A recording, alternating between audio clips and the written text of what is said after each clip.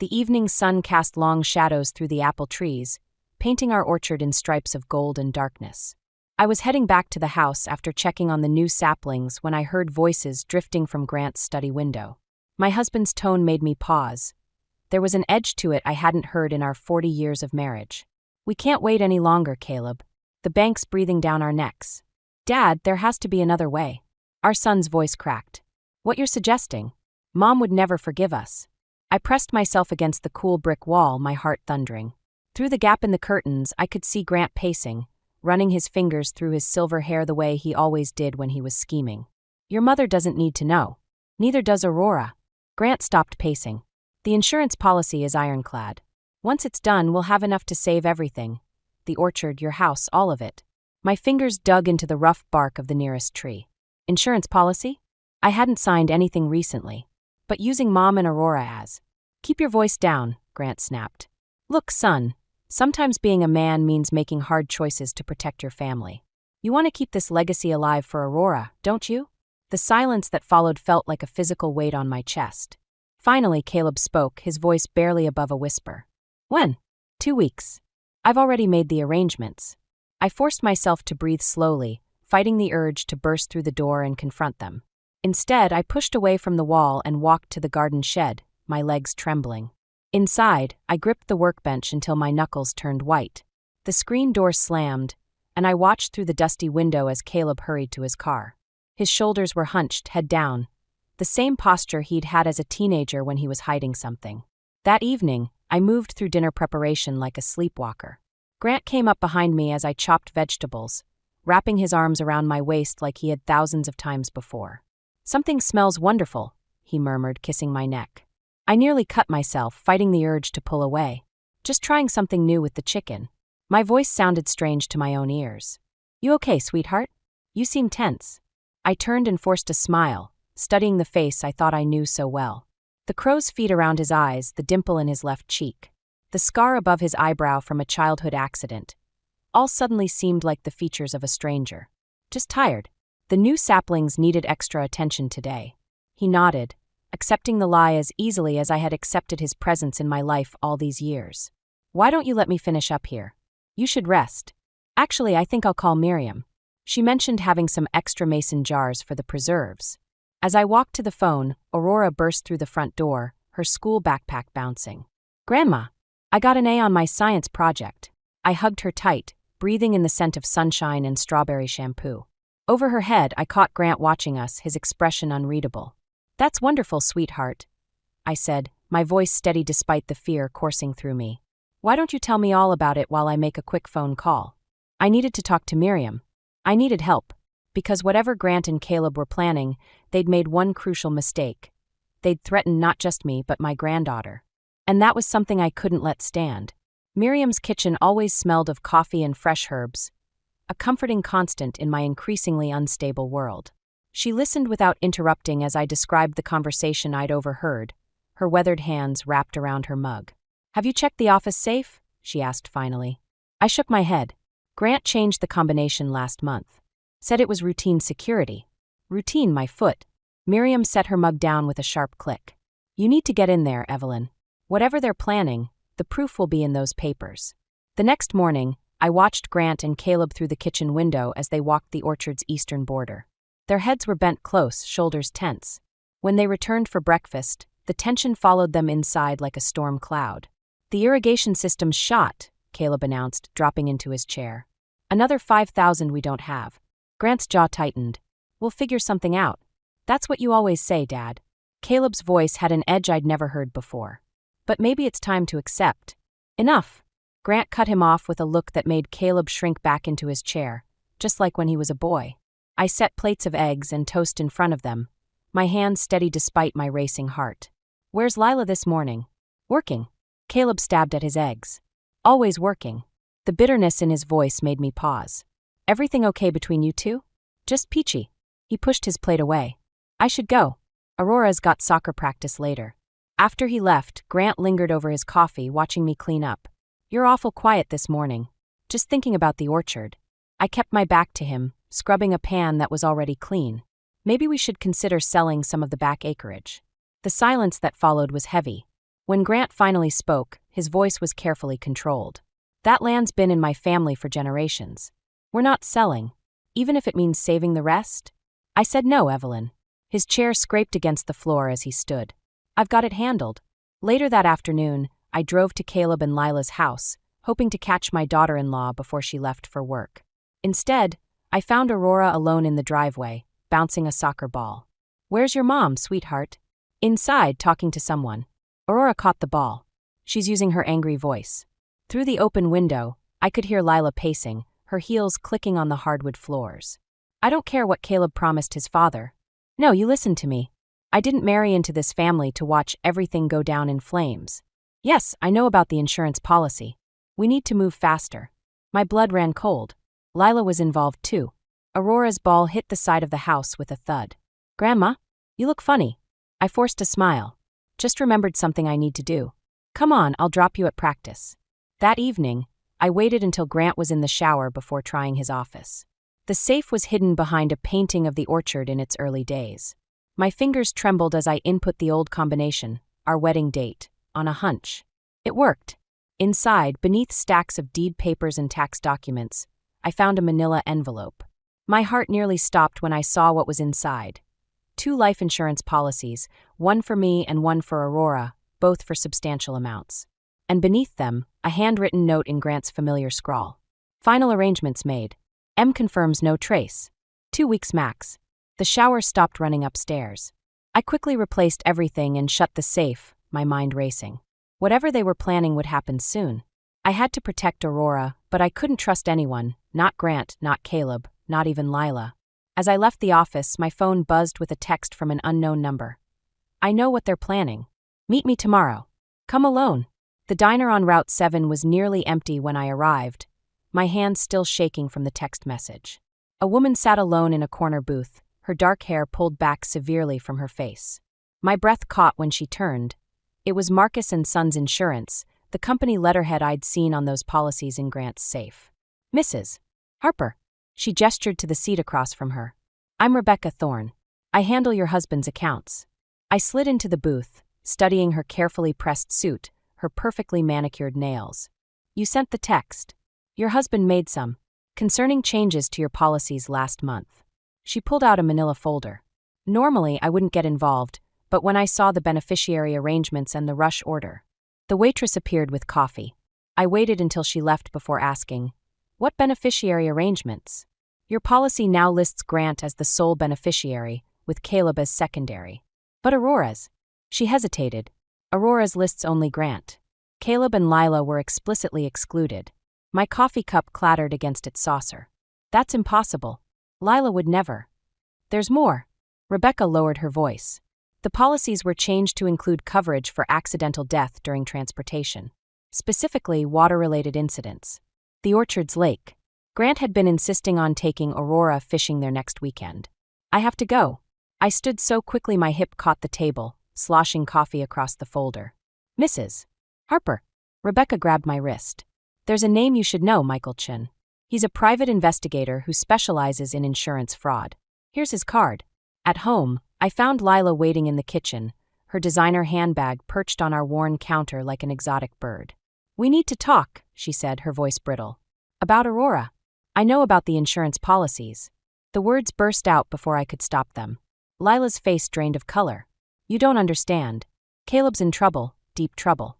Grant promised if we helped him." "Helped him what? Kill me and my granddaughter?" "No." Lila's composure cracked. "It wasn't supposed to be like this. Grant said he had a plan to save the orchard, to save all of us. But now," she wrapped her arms around herself, "Caleb's changed. He's not sleeping, barely eating. Yesterday I found him researching boat accidents on his laptop.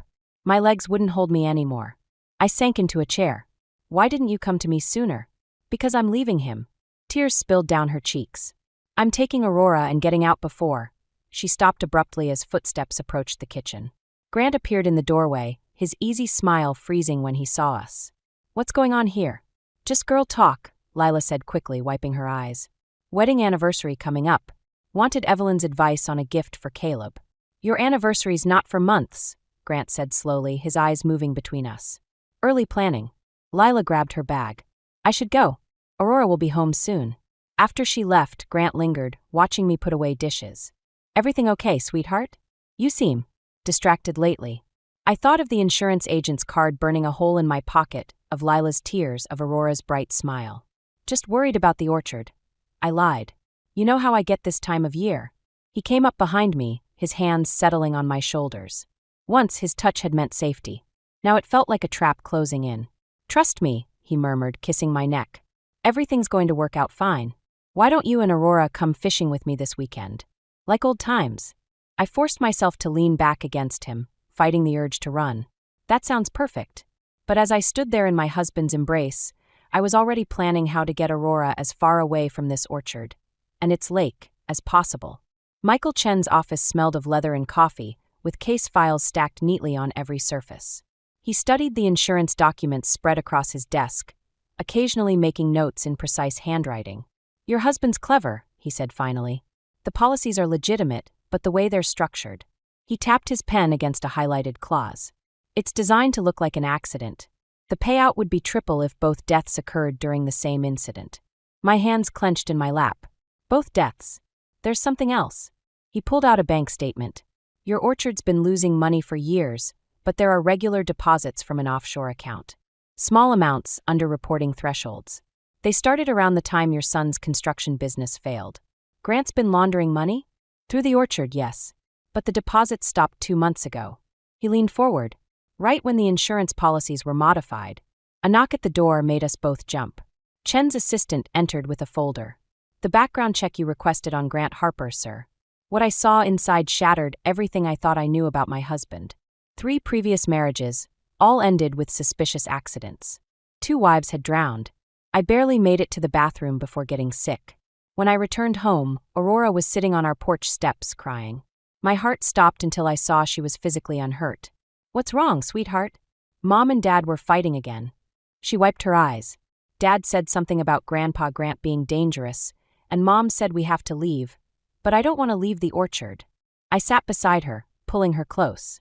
Sometimes grown-ups say things they don't mean when they're upset. But Mom already packed our bags. They're in her car trunk. Before I could respond, Grant's truck roared up the driveway. He got out, slamming the door so hard the truck shook. Aurora, go inside and wash up for dinner, I said quickly. Grant watched her go, his face darkening. Lila called. Says she's taking Aurora to her sister's for a while. His voice was carefully controlled. Did you know about this? No. The lie felt like acid on my tongue. When? Doesn't matter. They're not going anywhere. He stepped closer, and for the first time in our marriage, I felt afraid of him. This family stays together, Evelyn. Whatever it takes. The fishing trip, I said suddenly. Maybe we should postpone. Absolutely not. His hand gripped my arm, gentle but firm. It's tradition. Besides, I've already arranged everything. That night, I waited until Grant was asleep before slipping out to call Lila.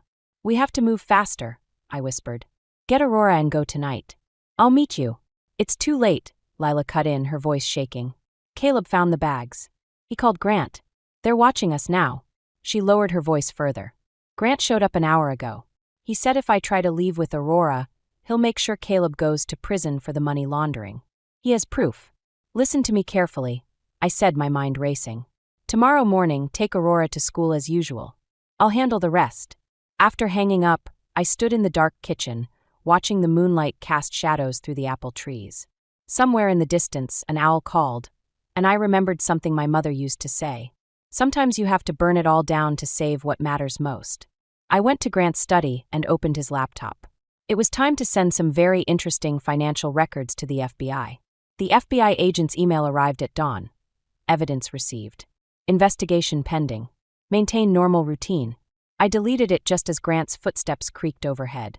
My hands shook as I started the coffee, wondering if this would be our last normal morning together. Grant appeared in his fishing clothes, checking his phone. Caleb's bringing Aurora by early. Says Lila's not feeling well. Maybe we should postpone. I kept my voice casual, pouring his coffee. If Lila's sick, she's fine. His tone hardened. Everything's set for today. Don't make this difficult, Evelyn. The morning sun caught his wedding ring as he reached for the cup, and I remembered the day I'd placed it on his finger. How many other wives had done the same before their accidents? Caleb's truck pulled up, Aurora bouncing out with her pink fishing vest. Grant went to help with the tackle boxes, leaving me alone with our son. Dad seems different, Caleb whispered, watching through the window. Last night, he was in his office for hours, shredding papers. When I asked about it, he just stared at me like I wasn't even his son. Where's Lila really? His face crumpled. Gone. She left a note saying she couldn't watch what was about to happen. Mom, what's going on? Before I could answer, Aurora burst in. Grandma, look what Dad bought me. She held up a new life jacket, bright yellow against her dark hair. Beautiful, sweetheart. My voice nearly broke. Why don't you help Grandpa load the truck? I need to talk to your dad. Once she was gone, I gripped Caleb's arm. Listen carefully. In exactly 1 hour, call the sheriff. Tell them to check the lake. Tell them. Grant appeared in the doorway. Ready to go? The drive to the lake was endless. Aurora chatted about school while I watched Grant's hands on the steering wheel, wondering how many times they'd guided a boat to disaster. At the dock, he insisted on loading everything himself, positioning the cooler and tackle boxes with precise care. Perfect day for fishing, he said, helping Aurora aboard. Water's calm as glass. I stepped onto the boat, my heart pounding. The lake stretched before us, dark and deep. Grant started the motor, and I saw him check his watch. Caleb not coming? I asked. He'll join us later. Grant's smile didn't reach his eyes. Let's head to the deep spot first. Better fishing there. We were halfway across when Grant's phone buzzed. His face darkened as he read the message. Evelyn, he said quietly. Did you contact the FBI? Aurora looked up from her fishing rod, sensing the tension. Grant's hand tightened on the throttle. I know about the other wives, I said. About the money laundering. It's over, Grant. He laughed, but it was a hollow sound. Over? Look around, Evelyn. We're in the middle of a lake. No witnesses. Just like before. Grandpa. Aurora's voice trembled. The sheriff is coming, I said. Caleb called them 20 minutes ago. Grant's face contorted. He reached for something under the cooler. A heavy wrench that glinted in the morning sun. I built this life, he snarled. Everything I did was for the family. I won't let you destroy it. He lunged forward just as sirens wailed in the distance. Aurora screamed. I grabbed her, shielding her with my body as Grant swung the wrench. But his foot caught on a tackle box and he stumbled. The boat lurched. The last thing I saw was his face, twisted with rage and disbelief, as he toppled backward into the dark water. Aurora clung to me, sobbing, as police boats roared toward us across the glass-smooth lake. Above us, an eagle circled, free and watchful in the morning sky. The sheriff's station felt too bright, too sterile. Aurora slept on the bench beside me, her fishing vest still damp, while I answered endless questions about Grant, about the orchard, about the past 40 years of my life that now seemed like an elaborate lie. We found evidence in his office, Detective Morris said, sliding photos across the desk. Records of his previous wives, offshore accounts, detailed plans for today. She paused. And this? The last photo showed a handwritten list. My name. Aurora's name. Times, dates, insurance policy numbers. And at the bottom, in Grant's precise handwriting. Backup plan. Lila knows what to do. My blood ran cold. Where's Lila now? That's what concerns us. Morris leaned forward. She withdrew $50,000 yesterday morning. And she has legal custody of Aurora. A commotion erupted in the hallway. Caleb burst in, his face ashen. They found Dad's body. And Mom. He glanced at Aurora before lowering his voice. Lila just emptied our accounts. She's gone. Aurora stirred, blinking in the harsh fluorescent light. When can we go home? Home. The word hit me like a physical blow. The orchard wasn't just property. It was Aurora's sanctuary, her inheritance. And now it was evidence in a federal investigation. Mrs. Harper, Morris said gently.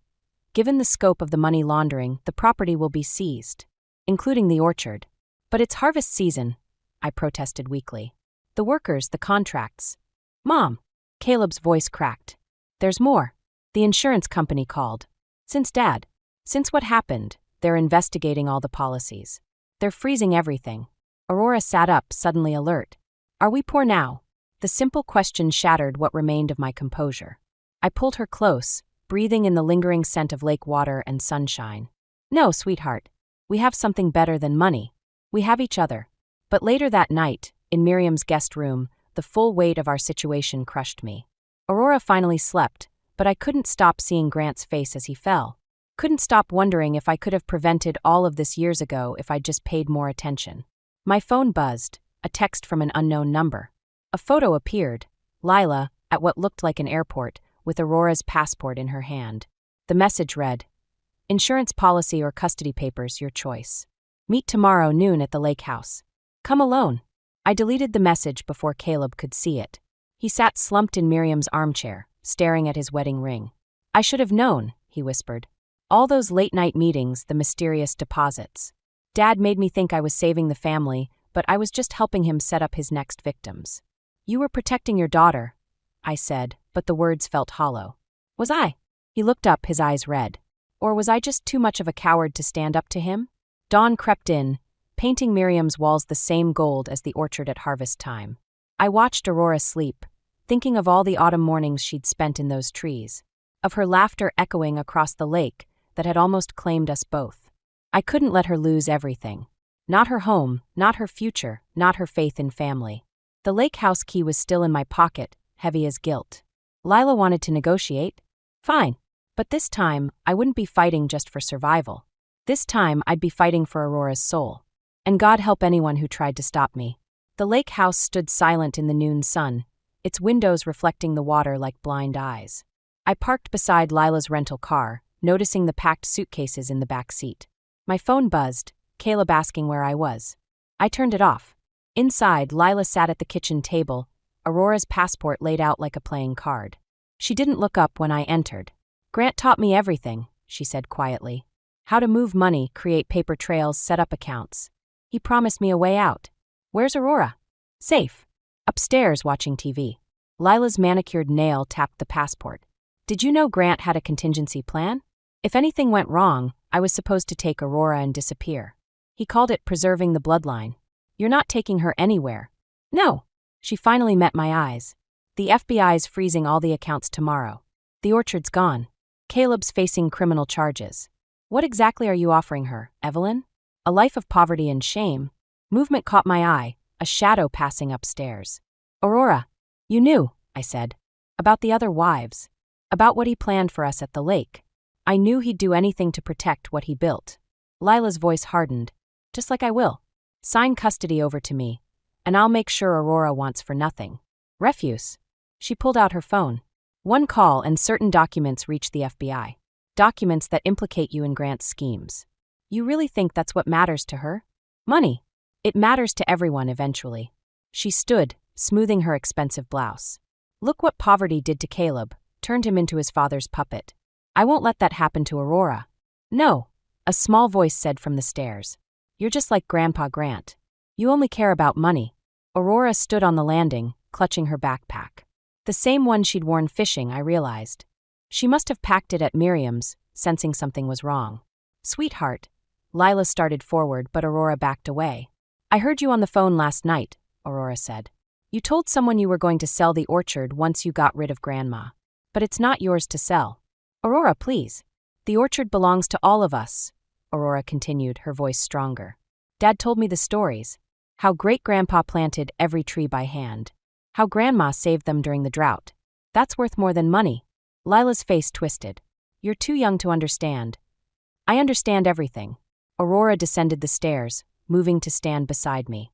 "And I choose Grandma." Lila's hand shot out, grabbing Aurora's arm. I moved without thinking, decades of orchard work lending strength to my push. Lila stumbled backward, hitting the table. Her phone clattered to the floor, screen cracking. "It's over," I said, as police sirens wailed in the distance. "Caleb must have traced my car." "Let it go, Lila." She laughed, a broken sound. "Let it go. Like you let Grant go. I saw you on the boat. You could have saved him." "No," I said quietly. "He chose his path, just like you chose yours. The difference is, I choose to break the cycle." Aurora's hand slipped into mine as police cars pulled up outside. In the moment before officers burst in, I saw something shift in Lila's eyes. Not surrender, exactly, but recognition. She'd lost not because of money or power, but because she'd forgotten what truly made a family strong. Love, trust, and the courage to choose what's right, no matter the cost. Spring came early to the orchard. 6 months after everything happened, the apple trees burst into bloom, their petals drifting like snow across the newly tilled earth. Aurora and I walked between the rows, checking the grafts we'd done on the damaged trees. "Look, Grandma." She pointed to a branch where pink blossoms had emerged from a careful splice. It worked, just like your great-grandfather taught me. I touched the rough bark. Sometimes broken things just need time and care to heal. The FBI had eventually released part of the orchard back to us, after Caleb's testimony helped unravel Grant's financial web. He'd taken a plea deal, community service, and restitution instead of prison time. Now he worked alongside the seasonal workers, learning the rhythms of honest labor. I spotted him near the irrigation pipes, showing a new worker how to check the pressure gauges. He looked younger somehow, the weight of deception lifted from his shoulders. "Dad's different now," Aurora said, reading my thoughts the way she always could. "He smiles more. People can change, sweetheart, if they want it badly enough." We reached the lake's edge, where Miriam waited with her famous apple pies for the workers' lunch break. The water sparkled innocently in the spring sun, but Aurora still wouldn't go near it. Some wounds took longer to heal than others. "I got another letter from Mom," Aurora said quietly, helping Miriam unpack the food. "She's in California. Says she's seeing a therapist. How do you feel about that?" "Okay, I guess." She arranged paper plates with careful precision. "I'm not ready to see her yet, but maybe someday." Caleb joined us, wiping sweat from his forehead. "The north section's looking good. Those heritage varietals you insisted on saving are thriving." "Your grandfather wasn't always wrong," I said. "He just forgot what really mattered along the way." A comfortable silence fell, broken only by the buzz of early bees among the blossoms. Then Aurora spoke up. "I found something in the old office. When we were cleaning," she pulled a weathered envelope from her pocket. I recognized Grant's handwriting immediately. "You don't have to read it," Caleb said quickly, but I shook my head. "No, it's time." The letter was dated the morning of the lake incident. Grant's usually precise penmanship was shaky. "Evelyn, by the time you read this, you'll know everything. The truth you discovered was only part of it. The real shame is that I lost sight of what made the orchard special. Not the money or the legacy, but the love you poured into every tree.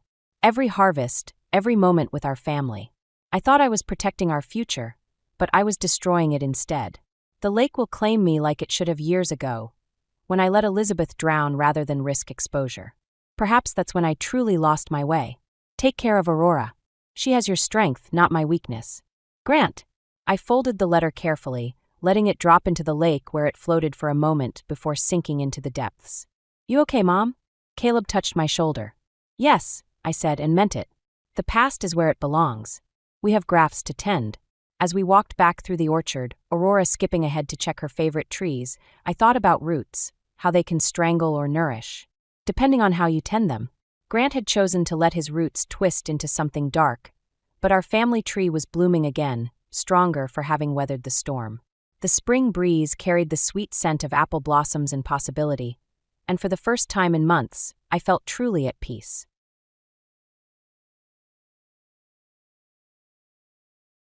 I am Sandra Smith. I am now 32 years old, and about 3 springs ago, wedded my favorite husband, Mike. I have a wonderful relationship with Michael, and we're also very close to his sister, Emily. We get along like sisters. With Daniel, who would eventually marry Emily. In fact, Michael and I have been together for 10 years before getting married, so we are just like parents to Emily. We always wanted so earnestly and sincerely for her to grow up well, even as we watched over her. Given this background, when Emily reached the important milestone of receiving a marriage proposal from her fiancé, she wanted to introduce him to us, her surrogate parents. "I would like to introduce my fiancé to you both," she shared her feelings with us. That moment was very sentimental for us as a couple because we could see Emily, who we have cared for like our own daughter, finding her life partner and striving for a happy future. It was a joyful moment for both me and my husband, Michael, and our hearts were filled with happiness. Finally, the promised day arrived. Emily brought Daniel, the life partner she chose, to meet us. Daniel seemed to be around my age, maybe around 32. He was precisely 5 years older than Emily, which made me intuitively realize that she prefers older men. I discreetly observed him and was somewhat impressed by his solid features and calm demeanor. However, I couldn't help but notice that Daniel was stealing glances at me repeatedly.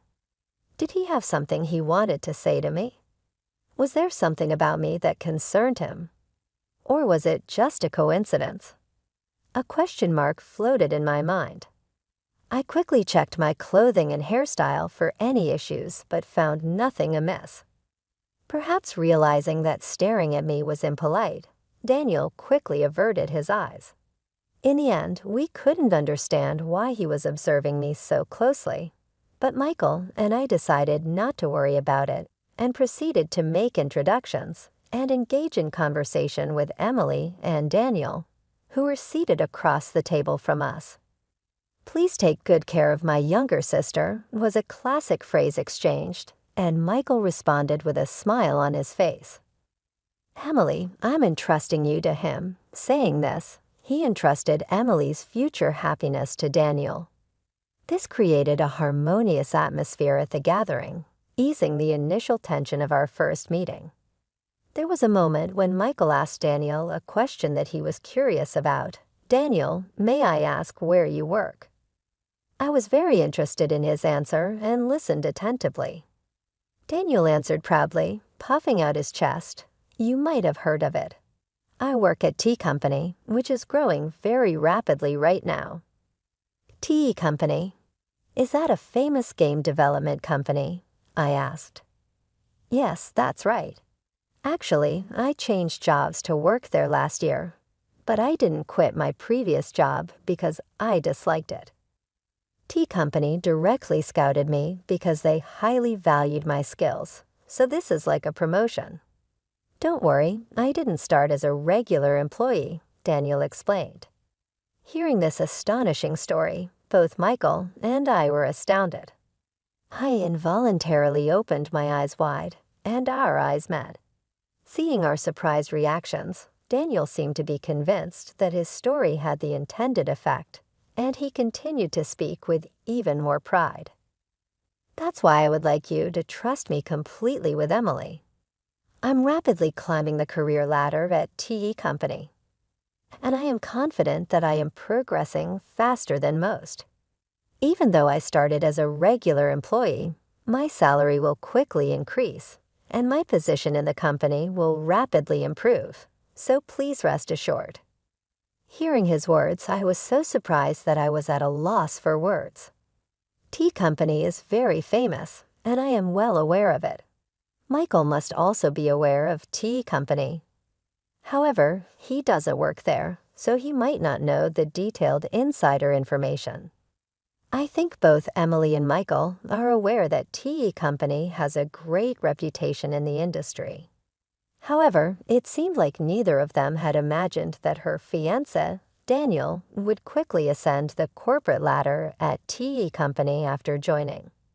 I myself had not imagined that such a development was actually happening.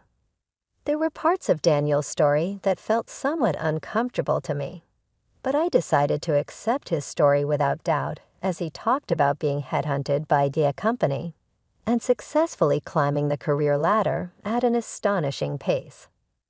As our conversation shifted from company topics, I eagerly asked them about their first meeting and how they came to know each other.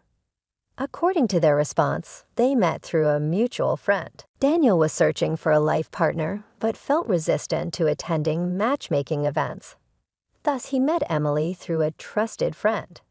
Emily was interested in having a boyfriend, but wasn't actively seeking. She decided to meet Daniel upon a friend's invitation. Actually, I am really drawn to how Daniel brings smiles to my face. His slightly clumsy yet adorable side also really captures my heart, Emily shared. As they shared their feelings in front of us, it felt as sweet as sugar despite Daniel and I not eating anything sweet. Their close bond and deep affection for each other were very clear. However, there was one thing that bothered me. As they were leaving our house, Daniel and I decided to see them off at the front door, and that's when Daniel started talking to Emily about bringing rice and other gifts. Meanwhile, standing a bit apart, Daniel approached me and suddenly asked, "Hey, do you perhaps not remember me?" I couldn't help but reflexively tilt my head at his unexpected question. "Do you really not remember me?" Even as Daniel asked with skepticism, I couldn't recall any close friend named Daniel. His handsome face was memorable, but no specific memories came to mind.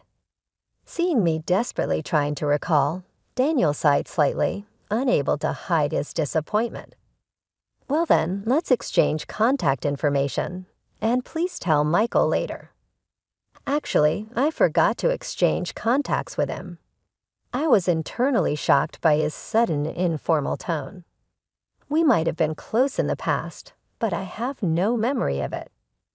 Moreover, I don't recall ever being close with someone who would use such a rude tone. In my heart, I was swirling with questions like, who on earth is he? What kind of relationship did we have? Considering that Emily was also present, I decided that it was not appropriate to speak up or act out, so I kept silent. However, after we exchanged contact information, I decided to talk to him directly via text message to clear up my doubts. Before I could reach out to him, he started talking, saying, "I'm surprised the girl who used to spend her time quietly in a corner of the classroom when we were in elementary school is now married before me. To tell you the truth, your face hasn't changed much since then, so I recognized you right away. I grew up in a town quite far from here, and during my elementary school days, I was often teased by many of my classmates. To escape those painful memories, I moved away with my family when I entered middle school. In the new city, I met a wonderful friend named Michael, and we gradually built a deep bond. Memories of elementary school are painful for me, and I would rather not recall them." I was a bit surprised by his words and asked, "What are you talking about?" I didn't want others to misunderstand the fact that I was in contact with Emily's fiancé Daniel, so I explained that our message exchanges were conducted through Michael. As a result, we agreed that in the future, whenever Daniel and I needed to exchange information, Michael would be with us as much as possible, facilitating three-way communication. Of course, I didn't share the detailed background or reasons with Daniel. After I finished explaining the situation, Daniel smiled warmly and asked, "By the way, do you remember being called poor girl back in elementary school?" The term poor girl had a specific background. It was used to tease me by my classmates, derived from the newly learned word poor, as I was from a single-parent family. Although my family wasn't particularly struggling financially, there was a time when my mother was told by other mothers that it must be tough financially because you're a single parent. This rumor might have spread among the children and started the teasing. As a result, I decided to move to a new place to change my situation. This decision was also influenced by the fact that my mother was considering legal action for defamation against some moms who were spreading rumors like, "They must be living a frugal life because they are a single-parent family, probably even using cardboard boxes to prepare meals." Since I moved to my new home, I haven't heard the unpleasant nickname, "Pua Girl," which used to be the cause of people teasing me. However, one day I was honestly surprised when a middle-aged man admitted he didn't even know the exact meaning of the word poor. I calmly told him, "Please be careful with your words. You are my sister-in-law's fiancé, and our relationship does not go beyond that. Please do not suddenly say meaningless things." After that, he did not send any more messages. Maybe he took my words seriously and realized that he should stop making rude remarks. However, watching this whole exchange by my side, Michael seemed to feel a strong sense of discomfort at the man's choice of words, and I could see his face cloud over rapidly. What on earth is that man thinking? He seems to have no understanding of the fact that the person he is dealing with is the sister-in-law of the woman he is about to marry. Moreover, he brings up the past from when you two were in elementary school and continues to interact with the same familiarity as back then. Isn't that just crazy? he said, showing his anger. Seeing Michael tremble with rage, I said, calm down, trying to soothe him. I was also a bit concerned, so I immediately contacted my mother and asked her to look for a class photo from my elementary school days. I asked her to check if there was a classmate named Daniel in it. Then my mother quickly found a boy named Daniel and said over the phone, "Wasn't this Daniel the main culprit who used to bully you the most?" At that moment, a flood of memories that I had completely forgotten came back to me. The one who bullied me the most was, in fact, Daniel. Just to be sure, I had her send me a photo from my elementary school days. Looking at the photo, he had a much larger, chubby physique compared to the past. His appearance was completely different now, which is probably why I didn't realize that I knew him. After that, I decided to investigate the situation more thoroughly. During such investigations, a few months after our first meeting, I received a call from Emily. "Sandra, we haven't received your RSVP for the wedding invitation yet. You and your brother are planning to attend, right?" "What wedding invitation?" My husband and I were looking forward to receiving this invitation, but strangely, it never reached us. When I told her about it, Emily seemed surprised and said, "I definitely sent it. Maybe there was some problem somewhere. Anyway, I will come and give it to you directly tomorrow," she said and responded with a very sincere attitude. The next day, Michael and I received the invitation directly from Emily, and we made sure to tell her that we would be attending. At that point, we had no idea what was waiting for us at the wedding venue and how much it would ripple through. No one could have predicted what would happen next. On the day of the wedding, Emily was in a pure white wedding dress, shining like an angel. I congratulated her on the beginning of her new life, tears in my eyes. However, at the same time, the groom Daniel instantly ruined our celebratory mood. I truly wished for Emily's happiness and for my own happiness as well. I wanted this wedding to be a complete success, but the moment he spoke, he pointed at me. Michael, Emily, and I were all surprised at that moment. "Why are you here?" "I deliberately did not send an invitation," he said, looking thoroughly displeased. "It seems like Daniel went out of his way to ensure that Michael and I did not receive an invitation. This woman grew up in a household with just her mother. When things get tough, she runs away. That must have led to temporary financial hardship, and now she's found a man from a wealthy family, thinking she can live a carefree life. She's a dreamy woman who can't see reality. Daniel falsely accused me, despite not knowing anything about my past." Michael, sitting next to me, clenched his fist in anger. I gently told him to calm down. Daniel continued to make false accusations against me. "I hold an important position at the well-known e-company. If I marry Emily, are you planning to use your position as my sister-in-law to take money from me?" At his resolute statement, the groom's friends were shocked and started buzzing in excitement. They must be friends with the same narrow perspective as Daniel. Immediately, I approached a nearby staff member and instructed them to hand me the microphone. Wondering if he was expecting me to say something emotional and illogical, Daniel smirked triumphantly. I responded to him calmly. "It's truly ridiculous that you, who can't even properly remember the face of the president at the top of your own company, dare to call yourself an elite. Think carefully. If you intend to sever ties with me, I'll be waiting in the president's office tomorrow. We'll proceed with the HR procedures."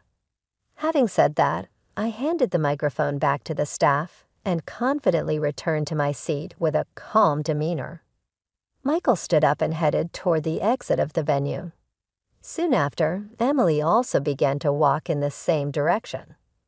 Noticing this, Daniel called out to her, "Wait a minute. Why are you going that way too?" "I'm just trying to break things off with her." "If that's the case, there shouldn't be any problems, right? As Daniel, still not fully understanding the situation, spoke to Emily, she gave him a cold look. "You really don't know Sandra. She's the CEO of T Company.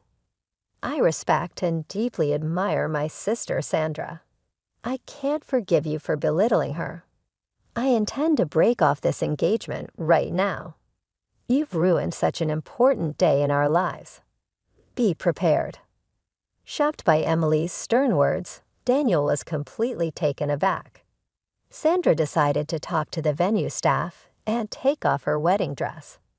She informed the guests that the banquet would be ended and the wedding itself would be changed to a simple meal gathering. Taking a stance that such an action will never happen again, she pointed out that Daniel was the main cause of the engagement breakup, firmly blaming him. The ordeal was not over yet.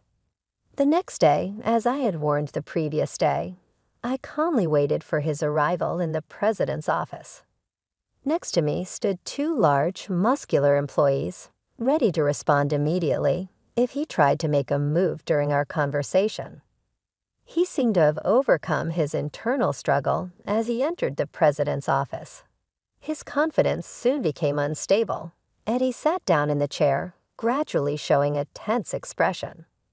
His behavior of entering the room without permission and sitting down without any greeting seemed quite rude.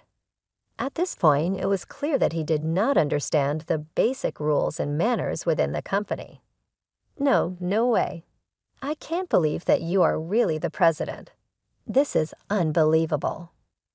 If you had done even a little bit of research, you would have found the president's information on our company's website. Didn't you have the time to check before coming here? Well, there were circumstances. He seemed to have come here without taking my words seriously, without investigating the truth.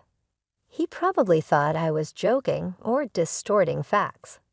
In front of all these guests, I told him, "I am thinking of terminating the employment contract." "What are you thinking? It's not fair to make an immediate decision just because of a slight misunderstanding. I will consult with the Labor Standards Inspection Office." Watching him try to carefully persuade me, I calmly took out a copy of the resume he had once submitted and placed it in front of him. "You have falsified your educational background here, haven't you? And you've also pretended to have qualifications that you don't actually have and claim to have skills in Excel and video editing software that you don't possess. Are all these statements true?" "About that part. Falsifying information and false reporting are legitimate reasons for us to terminate our employment contract with an employee, you know." He showed a surprised expression at my direct statement. In fact, from the moment I first met him, I had a strange intuition about him. Afterwards, I thoroughly verified the facts. Generally, our company does not use headhunting methods. Even if we do a headhunt, the information is transferred to me, and I directly meet and interview the recommended candidates. However, I have no memory of having a deep conversation with Daniel directly. To be precise, he joined our company through the regular recruitment process for mid-career hires and started working as a regular employee. He called himself a person aiming for promotion and had claimed to be proficient in using software. When he joined the company, actually, since he has no skills in operating that software, the opportunity for promotion never came around. Previously, his self-evaluation was incredibly high, and feeling the contradiction in that, I thoroughly investigated his attitude for the next time. Even during work hours, he behaved lazily, basking in the feeling of belonging to T Company. For me, I had absolutely no intention of neglecting an employee with such a work attitude and tried to improve it. Now he has officially ended his engagement with Emily, and there is no special relationship between him and me. He continues to behave unpleasantly, and even as an adult repeats actions that make me uncomfortable. Therefore, I see no reason to be particularly generous towards him. I immediately told Daniel to leave the company. Since he had been with our organization for less than half a year, there was no need to consider severance pay or the handover of specific duties over such a short period. As an old friend, won't you help me out? He relied on me, saying this, but I calmly told him, I see no reason to continue our relationship any further, and arranged for other staff to handle his immediate departure from the company. It seems he was seeking financial support from his father, but as a result of spreading outrageous rumors, that didn't happen. There is a past incident where my mother sued for defamation, and it seems Daniel's mother was the victim. My father paid the compensation for damages, so he has experienced paying compensation for defamation just once. Faced with his son Daniel in a similar situation, demanding compensation this time as well, my father probably felt he had reached his limit, cut off financial support, and completely disappeared from their lives. Afterwards, Daniel spent his days taking care of his elderly mother while being pursued for the payment of consolation money. Eventually, he disappeared as if taken away by people in all black clothing, and since then, no one knows his whereabouts. Someone who knows about his future might appear eventually, but I myself have no intention of actively finding out where he is. On one hand, Emily was initially deeply hurt when she found out that her fiancé, who she was about to marry, had such a background. Time heals all wounds, and about 6 months have passed. She has started to positively affirm it was really for the best that we didn't get married officially. Recently, her smile has returned, and she has even been able to participate in events to find a new partner in life. Seeing Emily living a brighter life again, Michael and I are truly relieved. In fact, it seems they are now actively.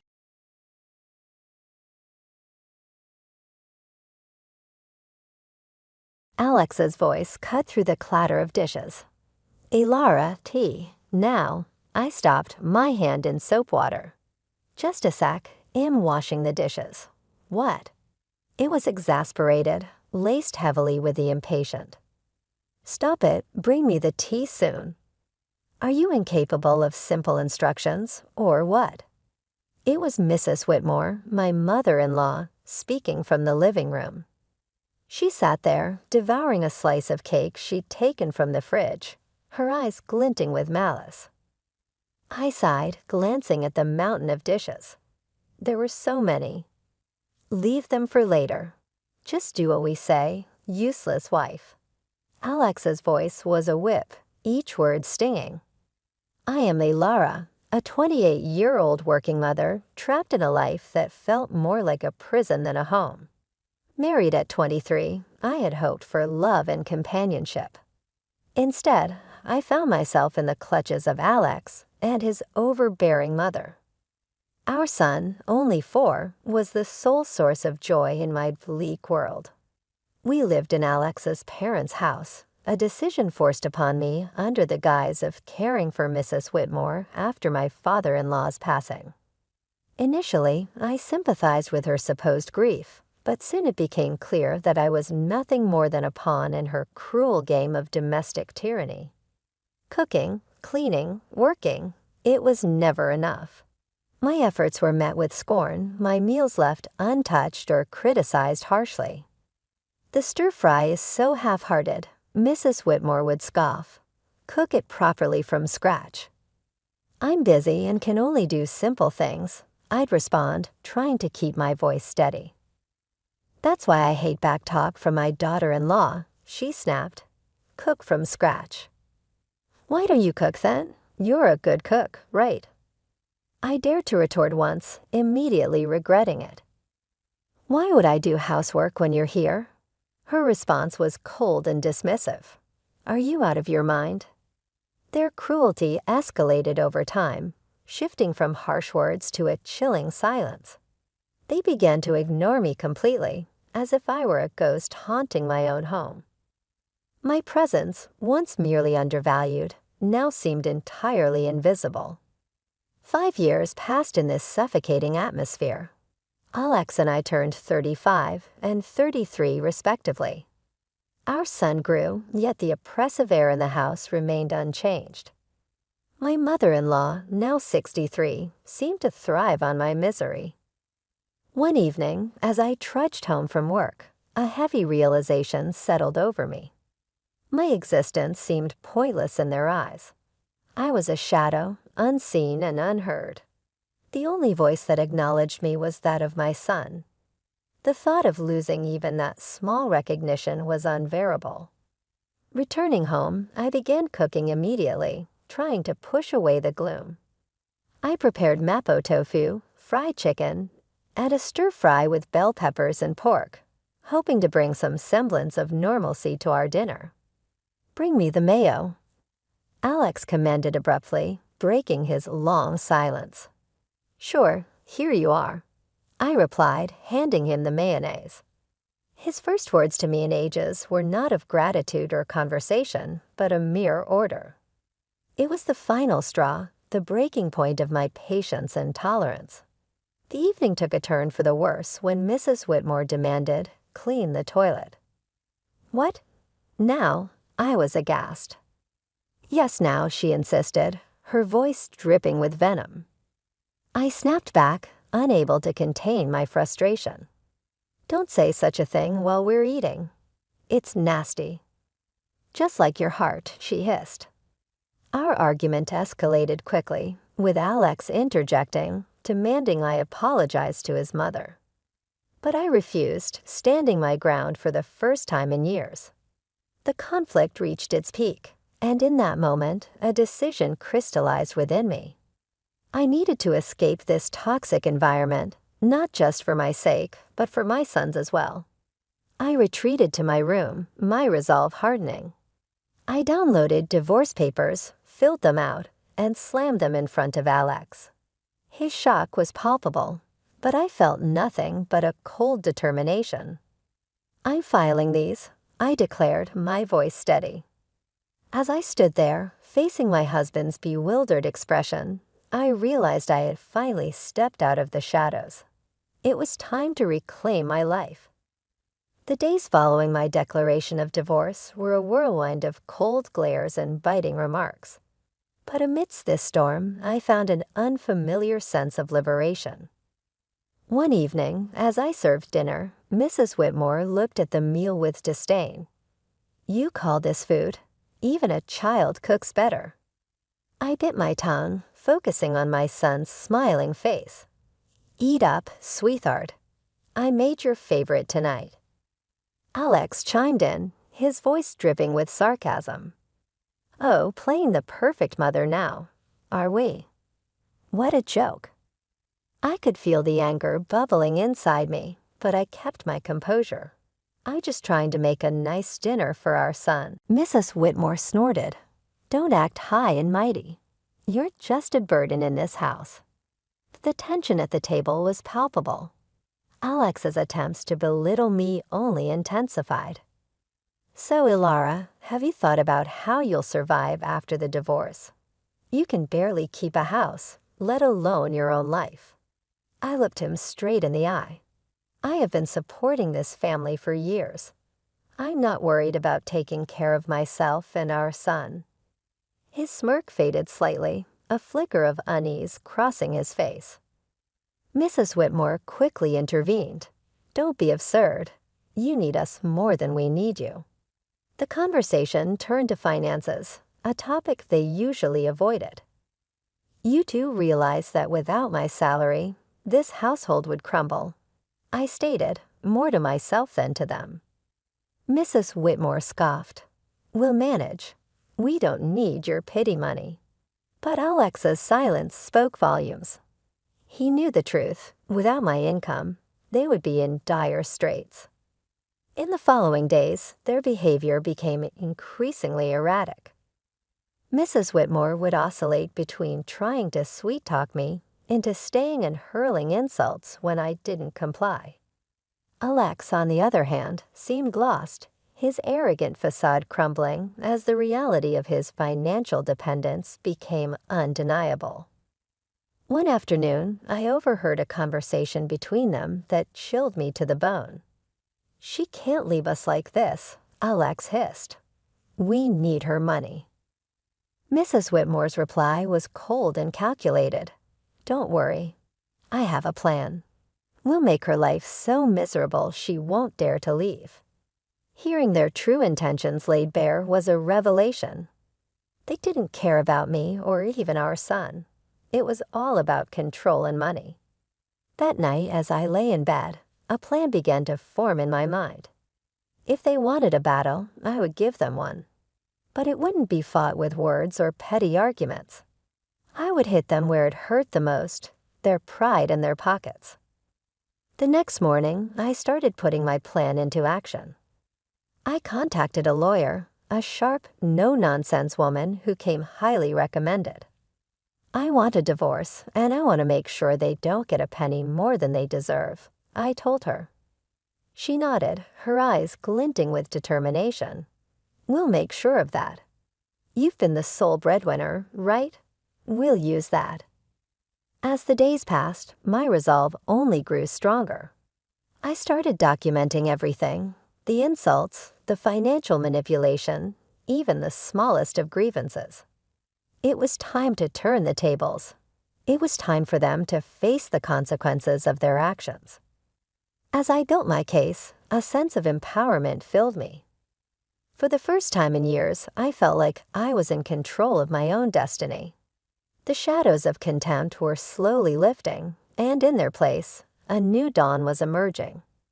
As the divorce proceedings began, the atmosphere in the house grew increasingly toxic. Yet with each passing day, my sense of fear diminished, replaced by a steely resolve. One evening, Mrs. Whitmore tried a different tactic. "Elara, dear, why don't we forget all this nasty business? You know we're family." Her words dripped with insincerity. I met her gaze unwavering. "Family doesn't treat each other the way you've treated me." Alex, who had been quietly observing, scoffed.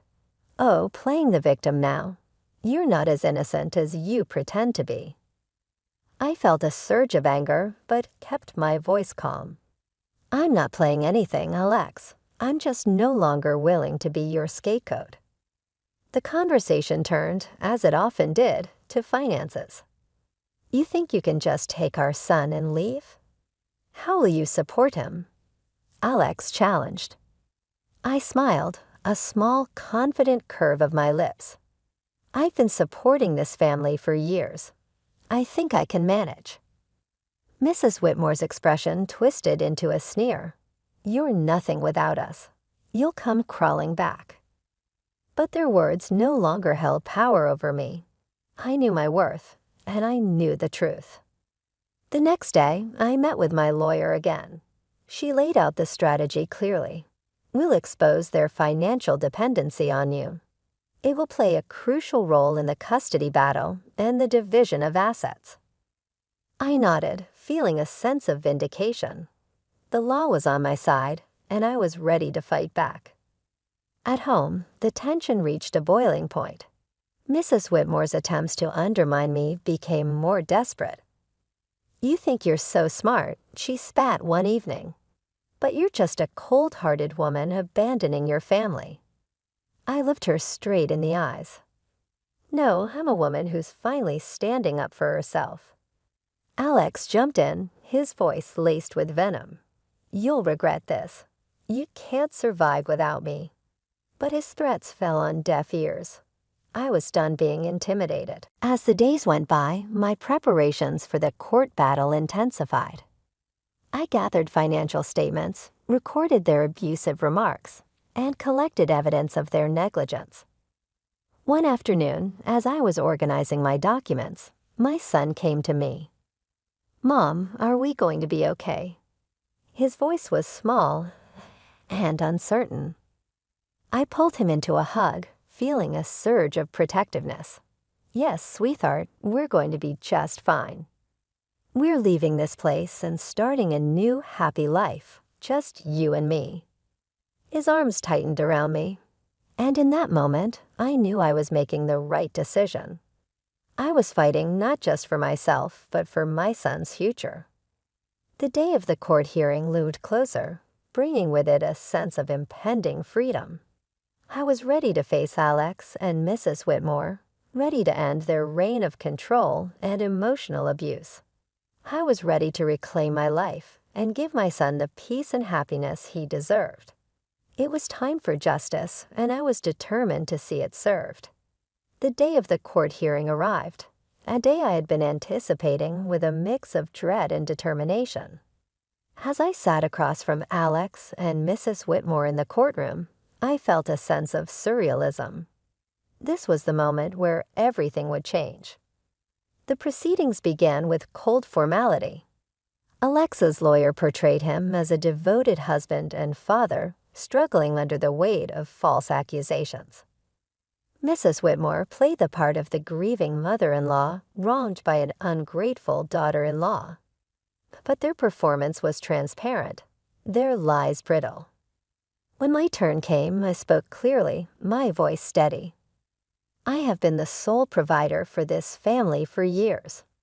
My husband's employment and his mother's manipulation have been constant sources of strain. Alex interjected, his voice laced with false hurt. Alara, how can you say these things? I've always supported you. I turned to him, my gaze unwavering. Support is more than just words, Alex. It's about actions, and your actions have shown nothing but selfishness and cruelty.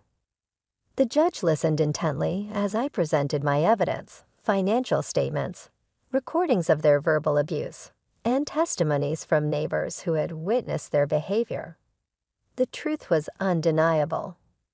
As the evidence mounted, Alexa's facade began to crumble. Mrs. Whitmore's composure cracked, her mask of innocence slipping away. The courtroom was silent, the air thick with tension. Then came the revelation that sealed their fate. My lawyer presented photographs and documents proving Alexa's infidelity and Mrs. Whitmore's illicit affair with a wealthy neighbor, Mr. Harwood. The courtroom erupted in murmurs as the images were displayed, showing them in compromising positions. Their deception was laid bare for all to see. Alexa's face turned ashen, his eyes wide with shock. Mrs. Whitmore's expression twisted into one of fury, her hands trembling. You invaded our privacy, she shrieked, her voice shrill. I looked at her, my voice calm but firm. No, I exposed the truth, a truth that you both have been hiding for too long. The judge called for order, but the damage was done. Their credibility was shattered, their lies exposed in the harsh light of the courtroom. As the hearing came to a close, the judge's verdict was clear. I was granted full custody of our son, and a fair division of assets was ordered. Alex and Mrs. Whitmore were left with little more than their shattered reputations. Walking out of the courtroom, I felt a weight lift off my shoulders. The years of manipulation and emotional abuse were finally over.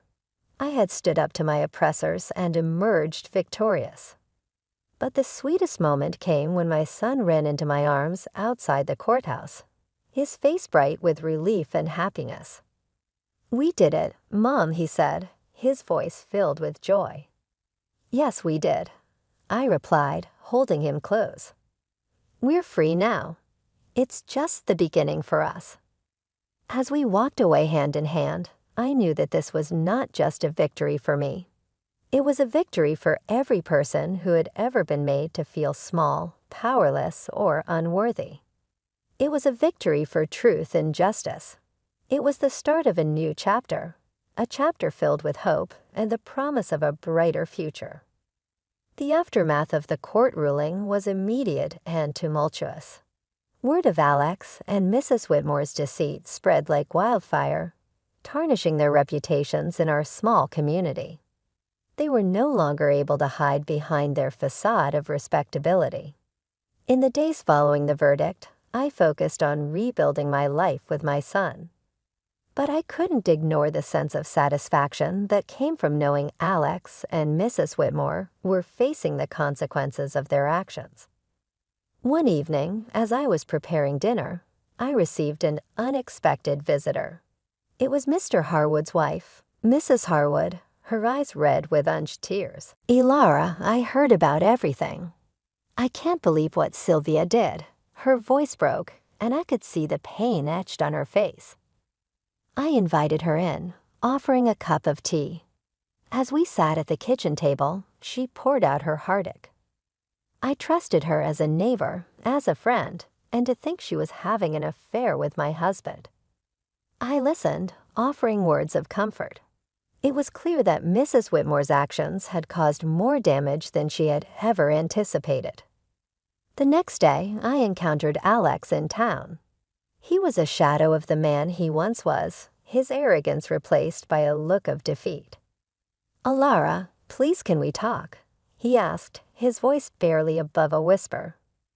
I stopped, facing him. "What is there to talk about, Alex?" He fidgeted, unable to meet my eyes. "I'm sorry for everything. I didn't realize how much I depended on you, on your strength." His apology, though late, was a testament to the shift in power.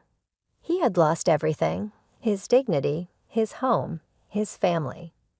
In that loss, he had finally recognized his own faults. But it was Mrs. Whitmore who faced the harshest backlash. Her affair with Mr. Harwood had not only ruined her reputation, but had also led to legal troubles. Mrs. Harwood had filed for divorce and was pursuing a lawsuit against her for alienation of affection. I heard about Mrs. Whitmore's plight from neighbors. The whispers and rumors painted a picture of a woman undone by her own actions. She had become an outcast, shunned by those she had once considered friends. One afternoon, I saw her at the grocery store. Her eyes were downcast as she hurried through the aisles. Our paths crossed, and for a moment, our eyes met. The look of resentment and defeat in her eyes was unmistakable. "You did this to me," she hissed under her breath as she passed by. I watched her go, feeling a mix of pity and vindication. "No, Sylvia, you did this to yourself," I whispered to myself.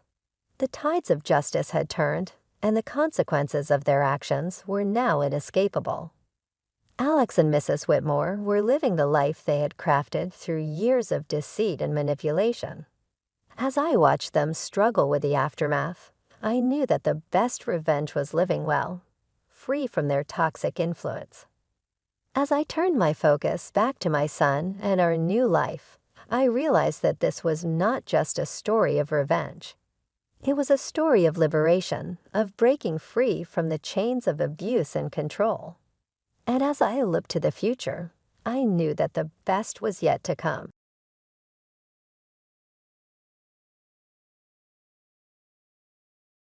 I'm not scared of any threats from a housewife like you who has no job and no parents. That's right, you can't do anything with a pile of trash because it's just trash. I get how you feel now. I'm moving out of this house. Well, now you're homeless.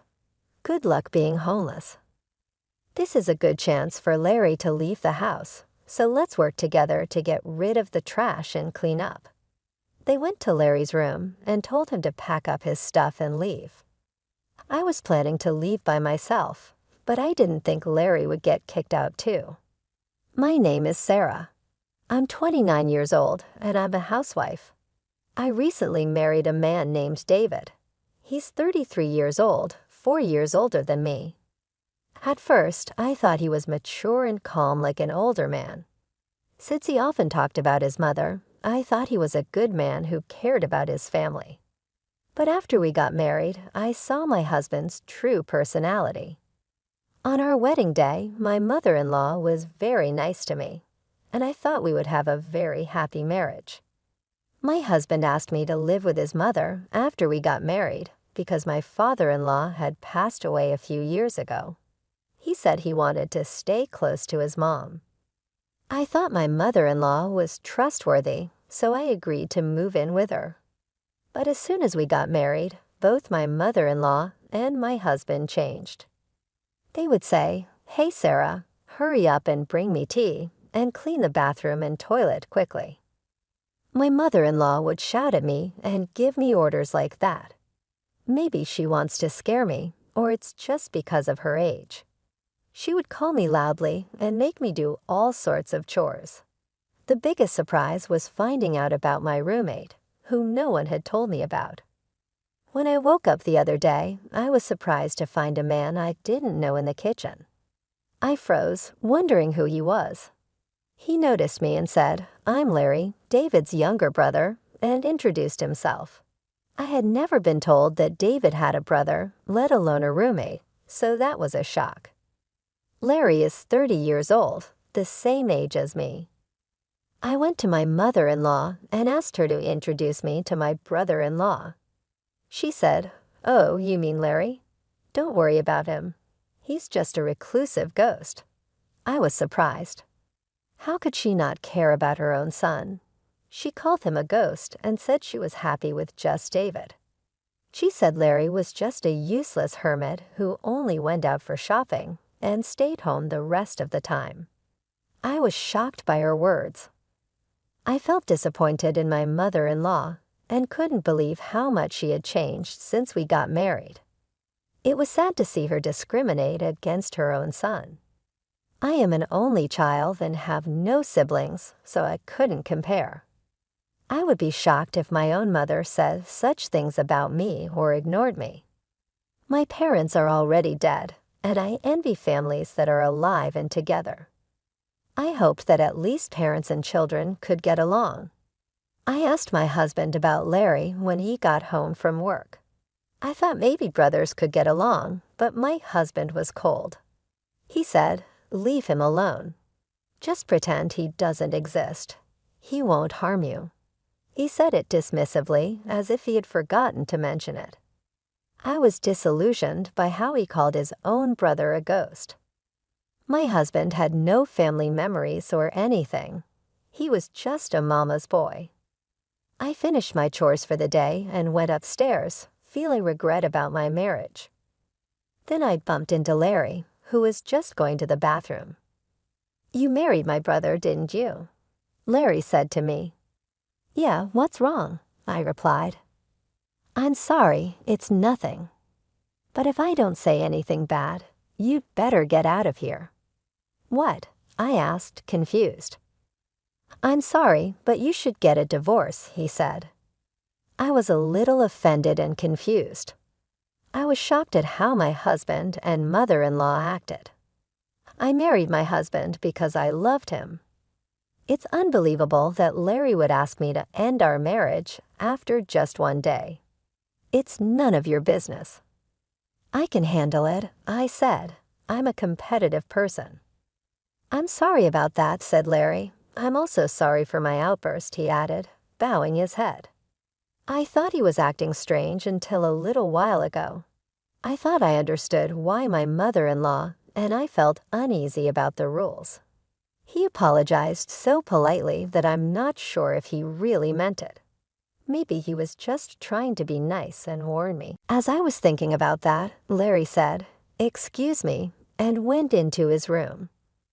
My mother-in-law and husband say my brother-in-law is a strange recluse, but to me, he seems like a decent person who deserves respect. The next day, while I was putting breakfast on the table, Larry came down to get a drink. I said, "Good morning, Larry.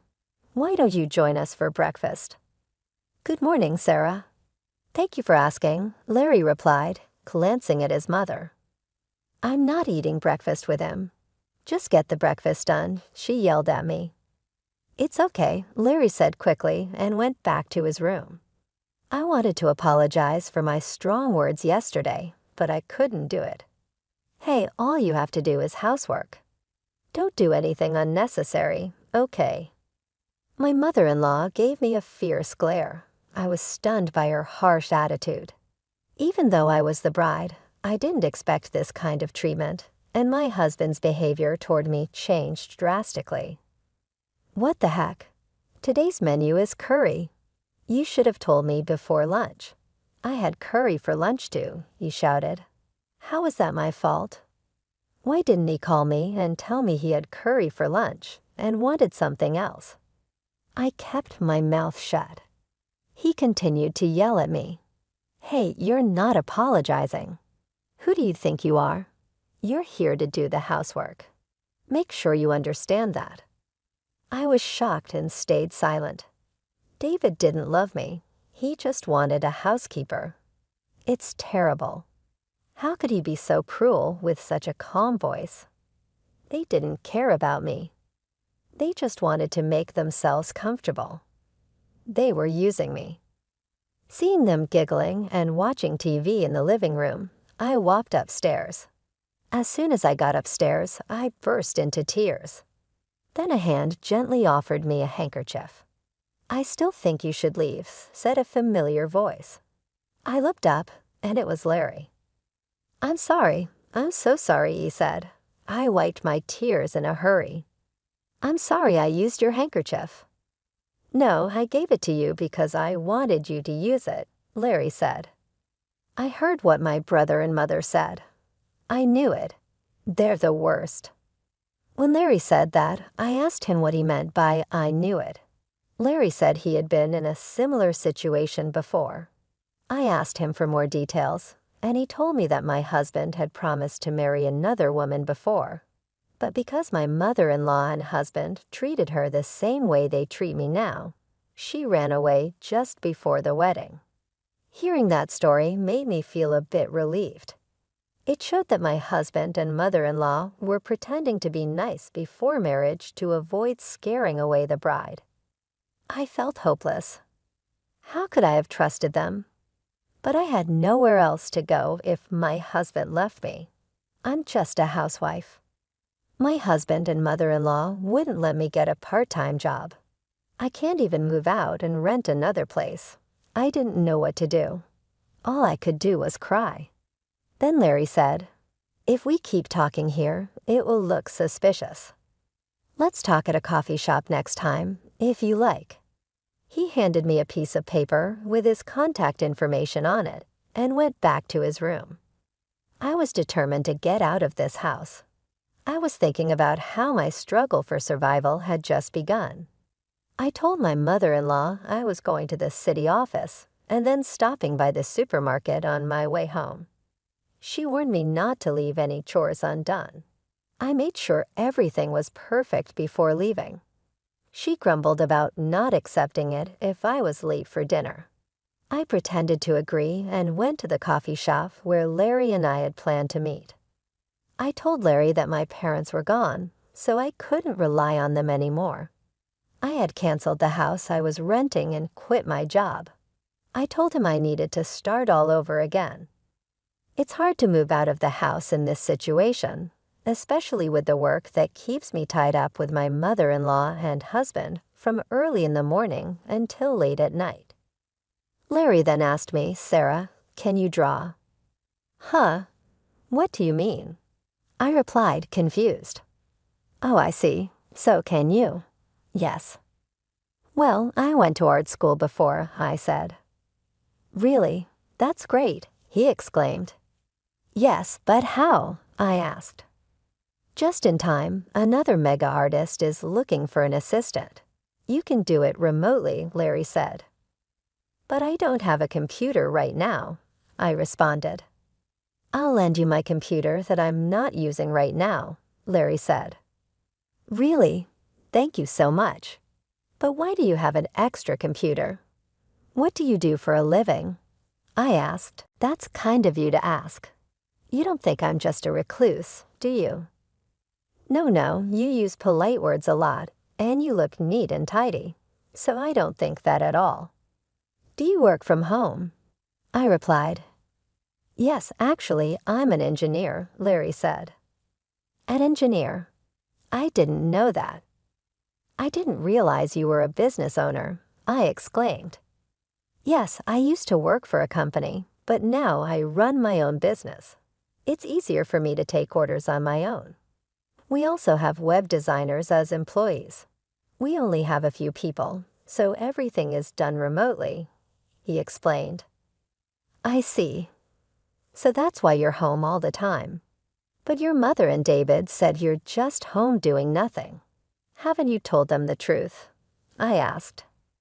I don't see any benefits in telling those two, Larry replied. True. But if you're such a good manager, why don't you just leave that house? I wondered. Larry then shared his thoughts with me for the first time. Let's not talk about me. I need to introduce you to the manga artist, he said. Larry made a phone call right away, and soon a remote interview was set up for me. I was going to have an interview with the manga artist on Wednesday. My mother-in-law usually had lessons, after which she would go out with other participants, so I could do the remote interview then.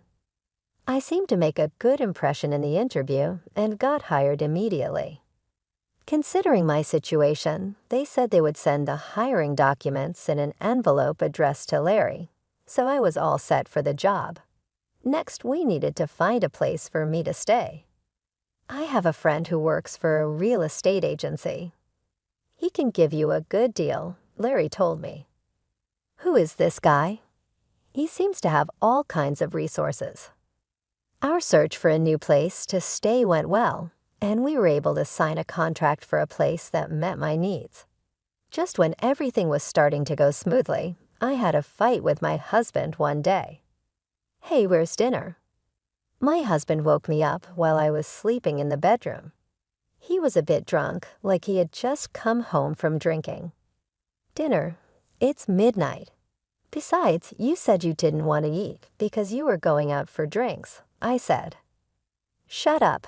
The king is home, and you don't even get up to greet him. Now you say you didn't make dinner. You're a bad wife, so useless. His words made me really angry. Do you have any idea how hard I've been working with your mother for you? How can you act so superior to me? That's because you're my wife. A wife should support her husband, and your job is to take care of the house. If you can't do your chores, don't go against me. A wife who can't do the housework is just like trash. As my husband said this, I heard the door open. My mother-in-law left in an awkward way. You're just like trash. Larry is also trash, and this place looks like a dump. My husband sneered as my mother-in-law agreed. Yes, let's take out the oversized trash, he added. What did you just say? I asked him. He opened the drawer and pulled out a piece of paper. This is what I mean. It's a divorce paper. You're no good to me anymore. I'm going to find another wife who can take your place. That's why I'm divorcing you. Get out of my house. You disgusting. You think your wife is just a slave? The best wife is one who acts like a housekeeper. Don't you worry about saying things like that. I hope you regret what you just said one day, I replied. What are you trying to say? I'm not afraid of any threats from a housewife with no job and no parents like you. He laughed. My husband and my mother-in-law laughed together. That's so true. You can't do anything about it because you're just trash. Well, I understand how you feel now. I'm going to move out of this house. I said that and signed the divorce papers, then I left. I put the divorce papers in my bag and started to pack my stuff. My mother-in-law and husband watched me with grins on their faces. Now you're homeless. What on earth are you going to do now? Well, it's none of our business anymore. Good luck, homeless lady. Oh, and Larry, this is a good time for him to get out too. Yeah, let's take out the trash and clean this place up. After we get rid of him, we'll tear down the wall and make it bigger and more comfortable. My husband and mother-in-law were already talking about what they would do after we were kicked out. Then they went to Larry's room and told him to pack up his belongings and leave. I was planning to leave anyway, but I never thought they would kick Larry out too. I kind of regretted letting my emotions take over and having a fight with my husband. I'm sorry, Larry. It's my fault. No, don't worry about it, Larry said. I already realized I can't live with them anymore. Besides, I have other things I'm interested in. Maybe it was lucky we had that fight, he smiled. It seemed like Larry wasn't bothered by leaving, which made me feel a bit better. 5 days later, on Wednesday, when my mother-in-law was out of town, Larry and I called a moving company and moved out. After we finished moving, my mother-in-law called my new place. "Don't worry, we have already left," I said. "Larry came with you, didn't he?" she asked. "Yes, we moved out together. I'm glad I don't have to see you guys anymore," she said happily and hung up. But what she didn't know was that Larry and I were planning revenge. I managed to move my belongings and start a new life just in time. Thanks to Larry, I got a lot of money from my husband in the divorce. Larry had recorded what my husband and mother-in-law said during the fight. Their words were considered harassment, which helped prove the divorce was my husband and mother-in-law's fault. I was able to claim a lot of money as revenge on my husband. Larry's friend, a lawyer, helped me get the alimony. My husband was shocked and accepted the payment.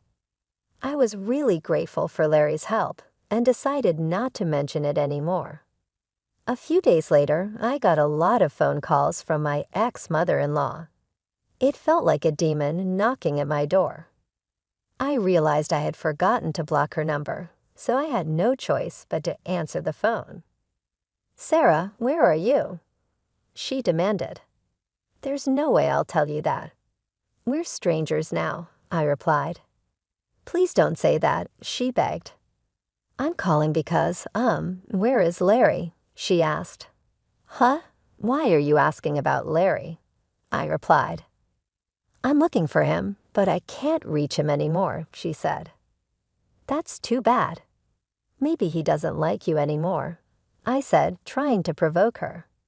Then someone else took the phone. "Don't be silly. You two moved out together. You must know where he is. You're a bunch of jerks." I did know where Larry was, but I wasn't going to tell them. "I'm afraid I don't know." "You'll have to find him yourself," I said. "Where the heck are you anyway? You don't have a home, a job, or a place to live. If you're willing to beg, I might let you come back, but you'd have to be my housekeeper," she said. "Who's coming back to you?" "I have a job and a place to live. I'm not going back to you," I replied. "That's a lie," she shouted. My ex-husband was surprised because he didn't know I could get everything sorted out so quickly. I didn't bother to correct him. "Please don't call me again. If you call me or come near me, I'll call the police," I said, and then hung up the phone. I blocked my mother-in-law's number right away. I had already blocked my ex-husband's number. They were so panicked because they had just realized something important. They thought my father-in-law had left them a lot of money, but it was Larry who had been sending money to his mother's account every month. My mother-in-law thought Larry was just a lazy person with no job. They couldn't believe that the bank had divided my father-in-law's inheritance. When Larry was kicked out of the house, he stopped sending money. That's why there were no more transfers at the expected time. They must have finally realized who had been providing the money, but it was too late. Larry had already cut ties with his mother and brother. My ex-husband had no money to pay alimony, and my ex-mother-in-law was living off the money Larry sent every month. If the money stops coming in, she's going to be in a lot of trouble. Well, they both got what they deserved. I don't feel sorry for them at all. By the way, Larry bought a nice apartment in New York and is living there comfortably. Why is he so rich? Why did he send money to his parents and stay there all those years? It's because he made a promise to his father. Unlike his mother, Larry's father loved him a lot. Even though his mother and brother treated him badly, he stayed because of his father's wish. His father told Larry, "You may not like your mother and brother, but they are important family members to me. So after I pass away, please take care of them too." To keep his promise to his father, even though he was bullied, Larry secretly sent money to support his mother and brother.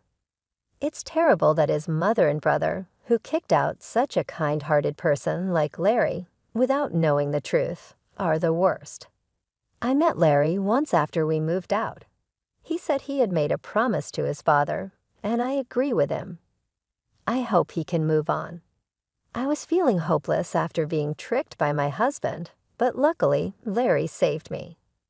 I believe he is an important person in my life, and I wish him happiness. 2 years later, Larry asked me to marry him. He proposed to me, but that's another story. It's horrible how a nice person can change so much after getting married. That's a marriage scam, isn't it? I'm glad my brother-in-law is a very reliable person, and now I'm married to him. Anyway, I overcame the obstacles and feel relieved that happiness is finally in my hands. Please let me keep having these happy days. Thank you for watching until the end. Please subscribe to our channel if you liked this. See you in the next video.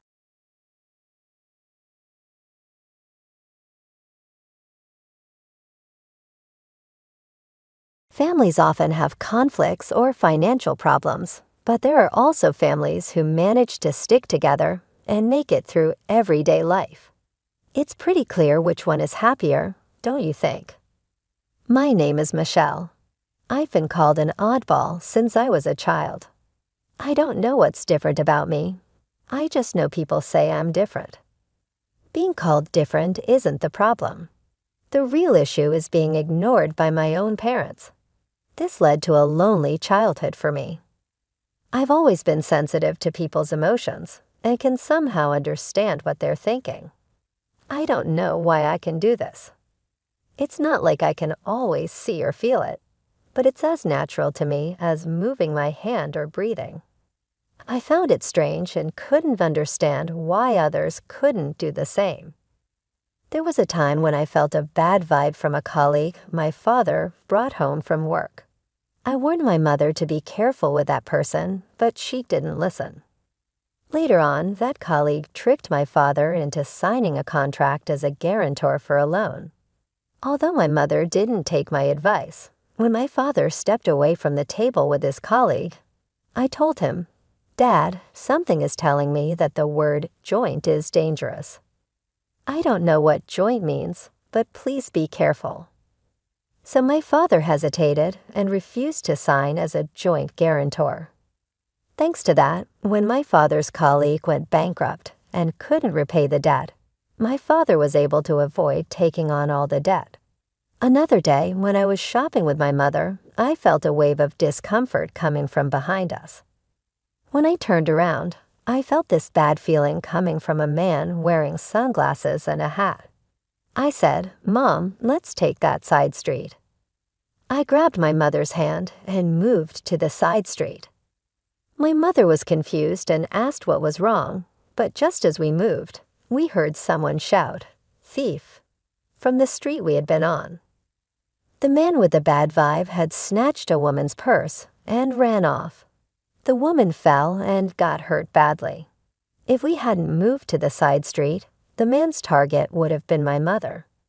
Things like this happened often, and people started to think I was strange and mysterious. My parents began to avoid me, and I felt lonely and isolated. What seemed normal to me was not normal to others. I started keeping my thoughts to myself. I stopped expressing my feelings because I knew normal people don't feel what I feel. If I didn't say anything, they wouldn't think I was weird. I would just be like a normal kid. I have a sister, Julie, who's 4 years younger than me. Unlike me, Julie is a regular kid. As the years went by, I became more withdrawn, but Julie just got cuter and more charming. It was clear who everyone preferred. Our parents started to favor Julie over me. They would say, "Julie is such a lovely girl, but Michelle seems to be a bit on the darker side." They noticed I had become less odd lately, but still thought I was different. What they called odd was me not talking about things only I could sense. It was my way of dealing with the world. I was tired of how this ability of mine was torturing me, so I tried hard to suppress it. I wondered if my attempts to hide myself and appear normal were making me seem abnormal, or if once labeled as the odd kid, that image just couldn't be erased. I grew up without much love from my parents.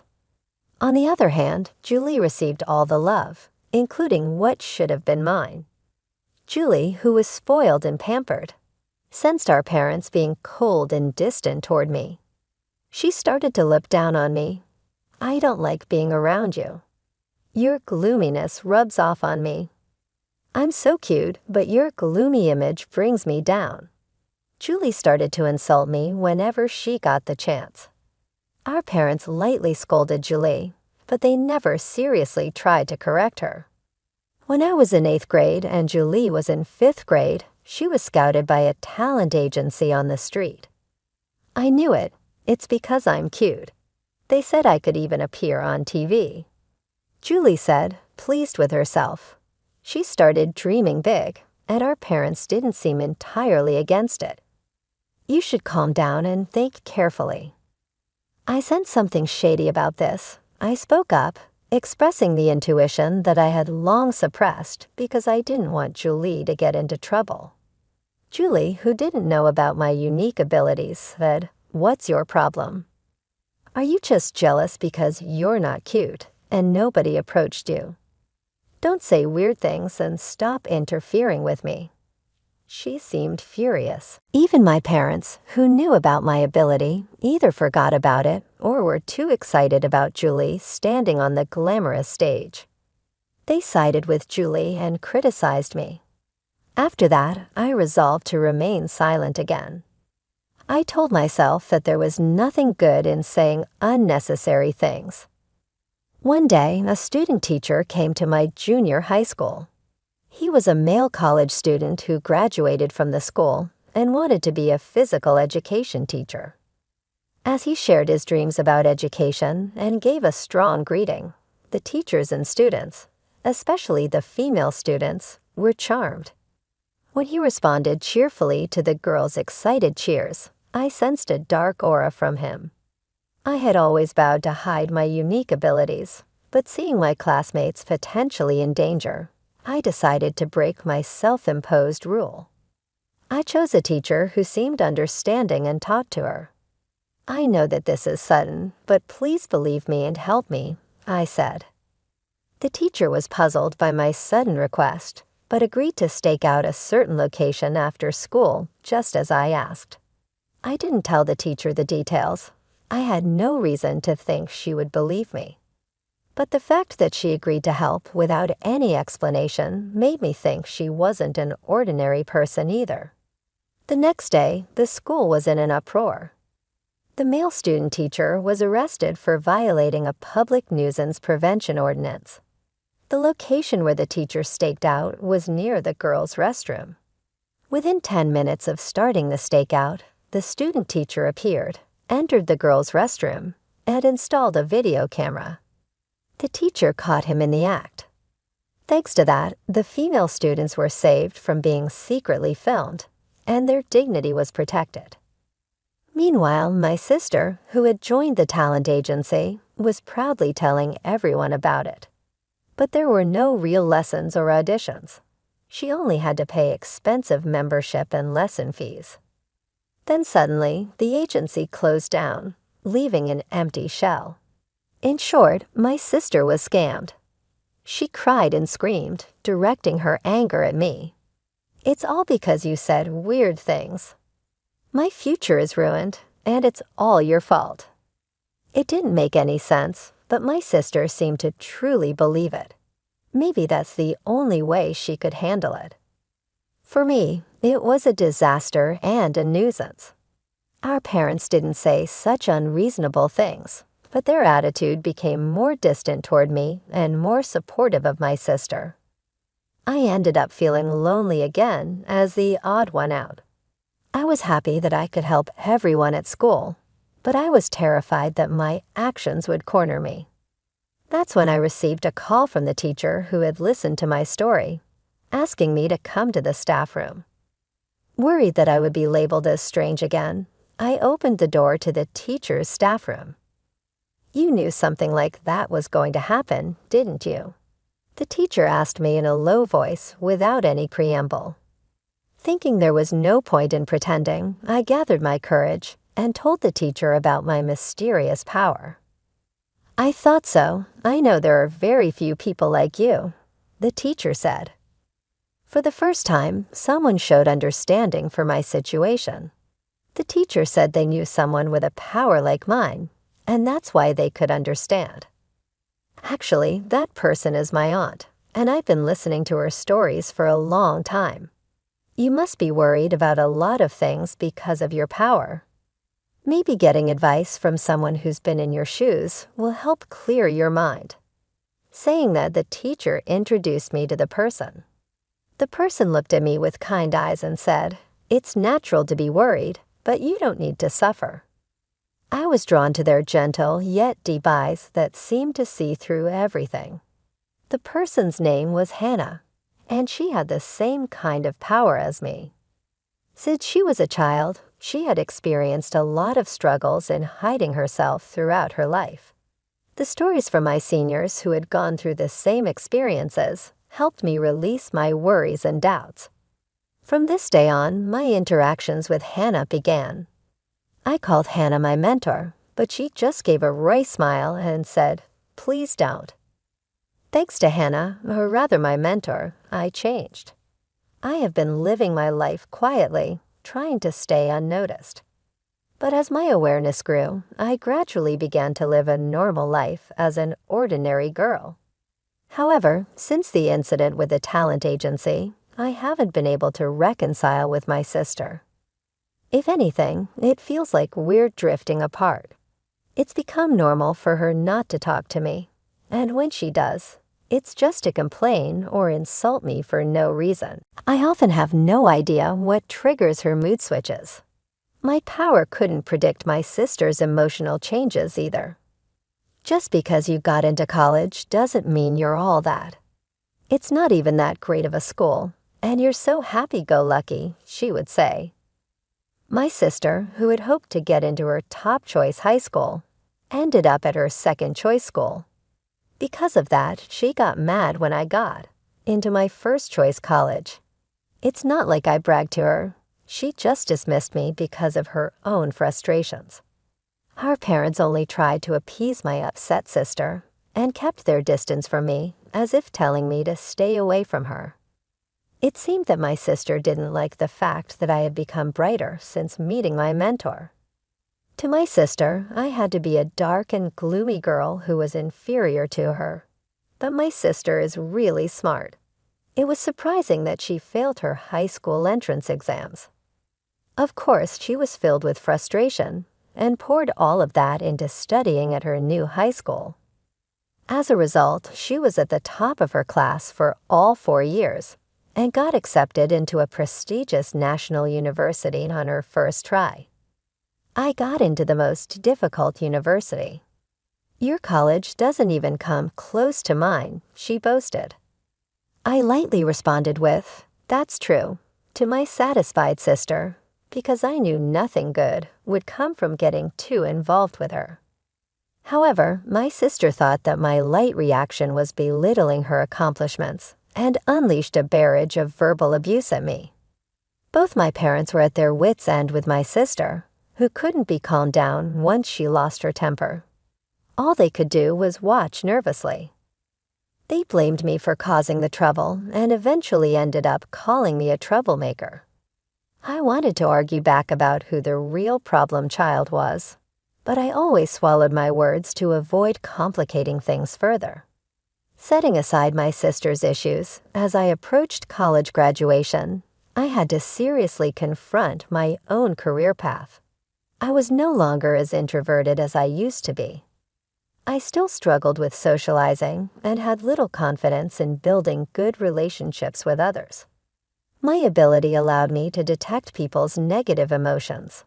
While I could sense positive emotions too, it seemed people were more prone to negative ones, which made detecting such negativity painful for me. Throughout my school life, I was tormented by these swirling negative emotions and had come close to losing faith in people. Could someone like me really manage to work at a company? I decided to consult my mentor about this dilemma.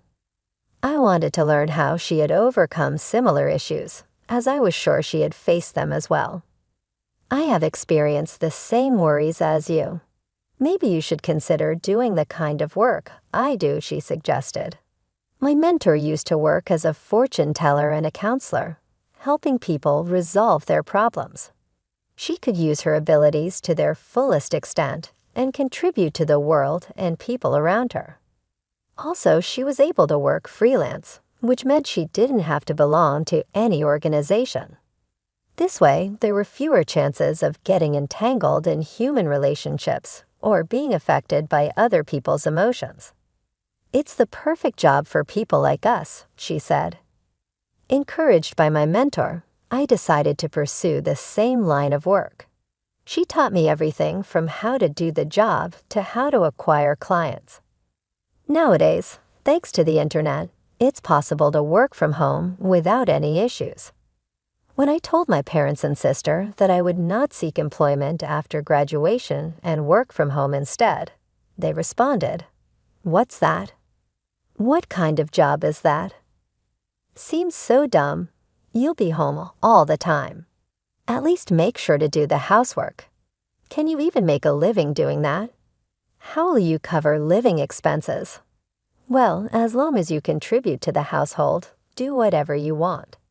While I expected such a response from my parents, it made me feel a little lonely that they didn't support me more. I felt sad thinking about their demands for housework and money. My mood darkened, and so my life working from home began. At first, I didn't have any job requests and struggled day by day.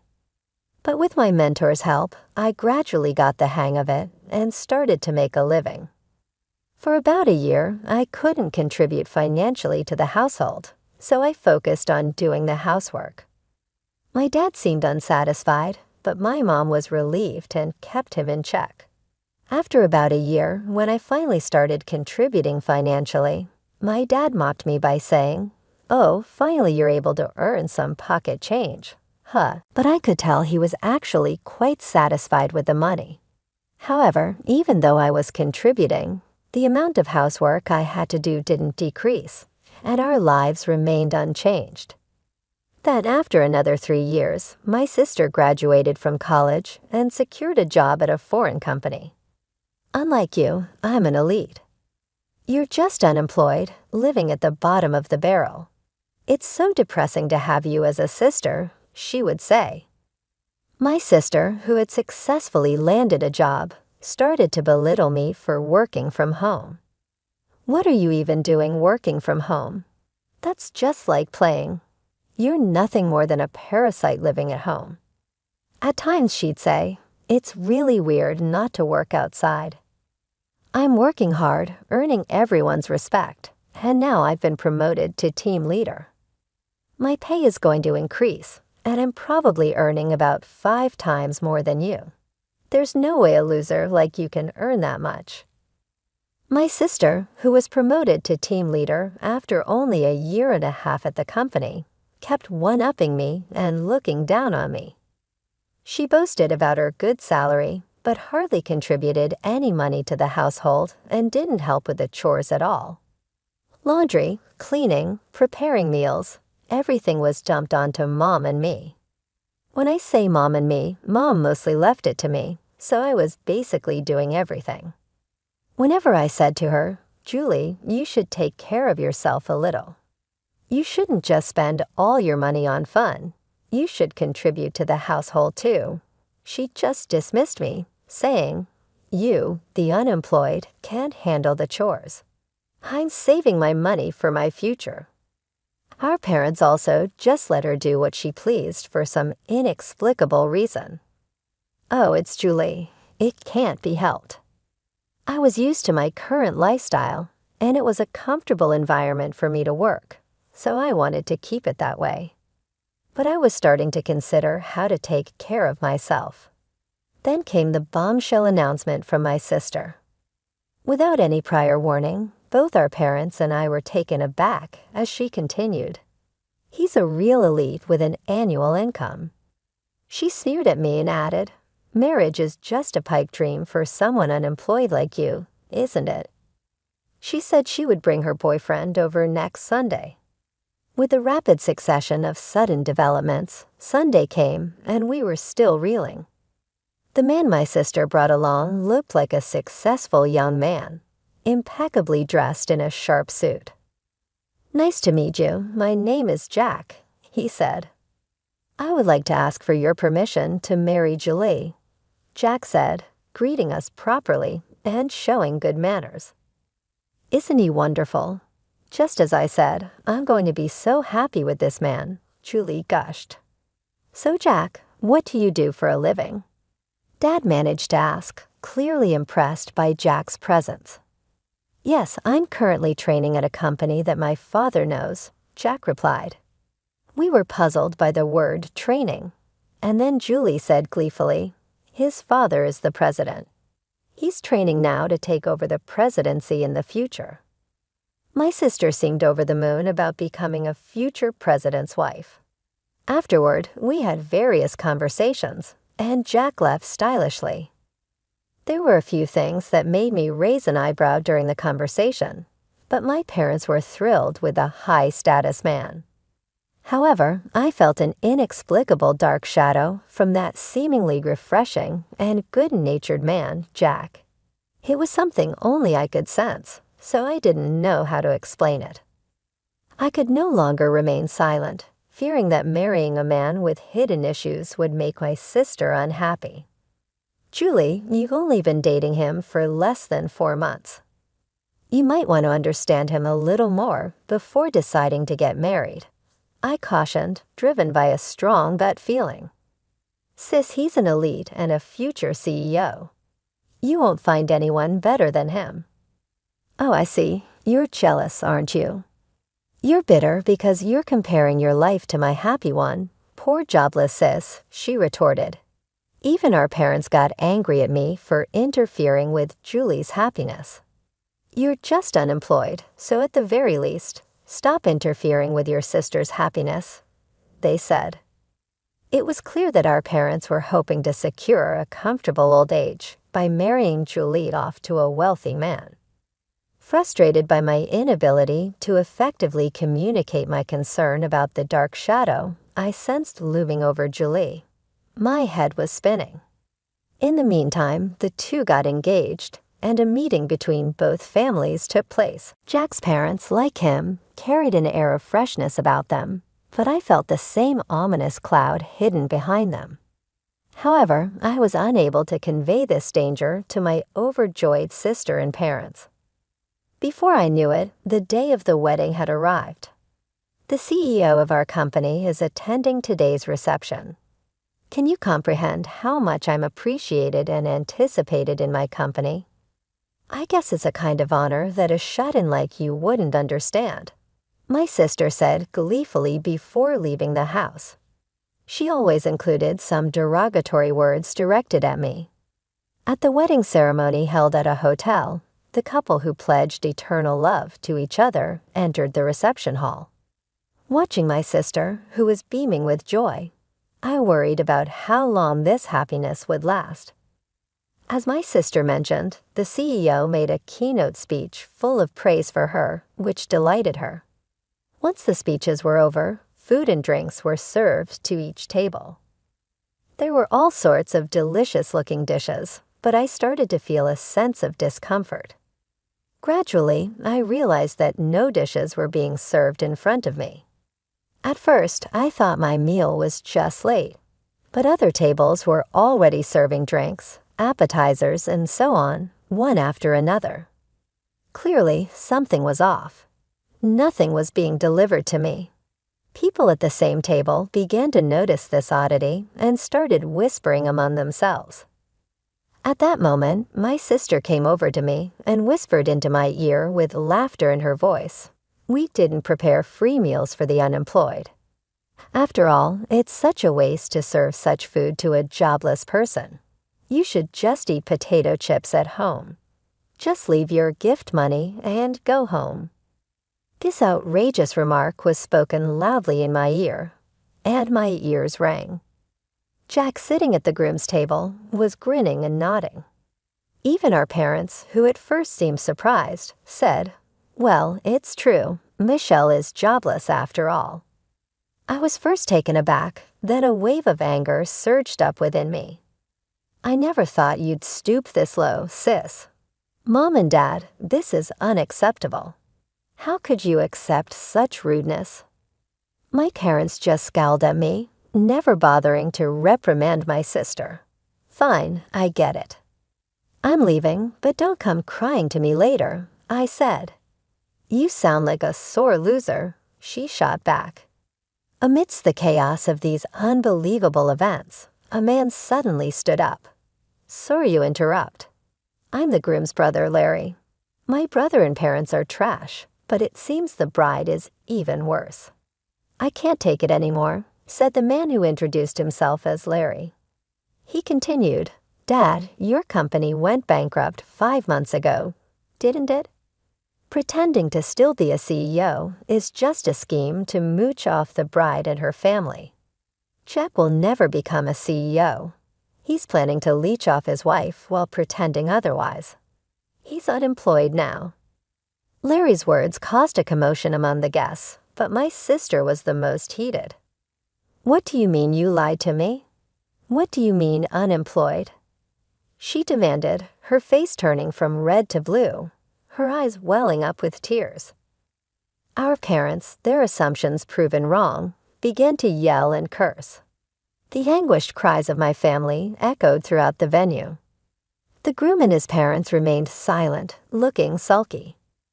Before the ceremony, I had received a confession and apology from Larry and asked him to speak his mind without reservation if something happened during the reception.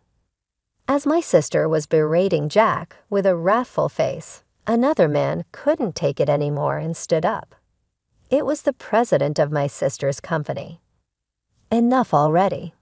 This is embarrassing. You have no right to criticize the groom. What do you think about your terrible attitude towards your own sister?" The president's angry voice made my sister's face contoured in fear. "For one, I didn't attend your wedding for your sake. I wouldn't have come if you weren't the sister." Suddenly, my name was mentioned by the president, and my sister's eyes widened in surprise. "Huh? Who are you talking about?" "Michelle is a goddess to many of us business owners, rescuing countless companies from the brink of collapse," he continued. "In fact, with the guidance of my mentor, I have been working as an advisor for corporate revitalization and growth. Starting with fortune-telling and life consultation, I used my abilities to show companies the path they should take. All my advice was spot on, and the companies that sought my help experienced a rapid resurgence in business, achieving a V-shaped recovery. As a result, I had earned titles like teacher and goddess. My sister's company had also consulted with me 5 months ago, and thanks to my advice, it had been reborn as a stronger enterprise. The president, grateful for my assistance, attended the wedding today as well. I had no idea you're not just a basement-dwelling unemployed nobody, are you?" My sister said, finally realizing the truth. Thanks to my thriving career, her assumptions had been shattered. "I now earn several times what you do." Despite contributing significantly to the household income, our parents never seemed to care about me. They thought that money was from Julie. "Oh, we thought Julie provided that money," they said, misunderstanding the situation. There was no way Julie would have been contributing money to the house. The wedding reception turned into a chaotic scene and was called off. Naturally, all the guests were fully refunded their wedding gifts. I've already signed a contract for an apartment under my name. I can't afford it on my own, especially now that he's unemployed. My sister sobbed. Jack retorted, "You're the one who signed the contract. I don't know anything about that." The wedding was a complete disaster resulting from my sister's malice towards others. She may argue there were reasons for her behavior, but they didn't hold up. Afterward, Julie divorced Jack and claimed alimony. Since Jack was jobless and his parents didn't have much, she couldn't receive much alimony. She barely managed to pay for the wedding venue, let alone the apartment she had contracted. The place that was supposed to be their love nest was never occupied and was canceled. However, the debt didn't simply vanish, and Julie found herself heavily burdened by loans. Moreover, her outrageous behavior at the wedding quickly became known among her colleagues, leading to a rapid decline in her reputation. The CEO had no choice but to demote her. With no place left in the company and having lost her pride as an elite, Julie wanted to quit and run away, but she had to bear the embarrassment for the sake of loan repayment. She continued with a trivial job in a hardly noticeable basement storage room. Jack and his parents, who had failed in their plan to leech off Julie, were now scraping by with occasional day labor. Naturally, Jack's elder brother, Larry, had cut off all ties with his parents and brother. The parents quickly gave up on Julie when she hit rock bottom and tried to cozy up to me instead. To them, I said, "I've had enough of being manipulated by you. I'm cutting ties. Goodbye forever." I declared this and moved out to start a new life in a newly rented apartment. They took in the fallen Julie, who was struggling to make ends meet. Julie's salary was drastically reduced, and she couldn't possibly contribute to the household expenses. Of course, I stopped the money I was contributing to the house as well. Without my financial help and unable to lower their standard of living, our parents quickly became exhausted and struggled every day to make ends meet. They were panting and stressed, trying to maintain the lifestyle they had grown used to, but without the necessary income, it became a daily challenge. On the other hand, my work was thriving. I was able to guide many companies and individuals in the right direction, using my abilities to help them succeed. My reputation grew, and more clients sought my advice. This success brought me a sense of fulfillment and financial stability. It felt good to finally be appreciated for my skills, and to see the positive impact I was making on others' lives. After the wedding incident, I started dating Larry. He had been so honest and brave during that chaotic time, and we grew close. He recently proposed to me, and I accepted. If everything goes well, marriage could be in our future. Larry is a man of pure heart, with no dark shadows lurking within him, unlike the people my sister had surrounded herself with. Larry was genuine and kind. I'm looking forward to building a happy life with Larry. Together, we dream of a future filled with love, mutual respect, and understanding.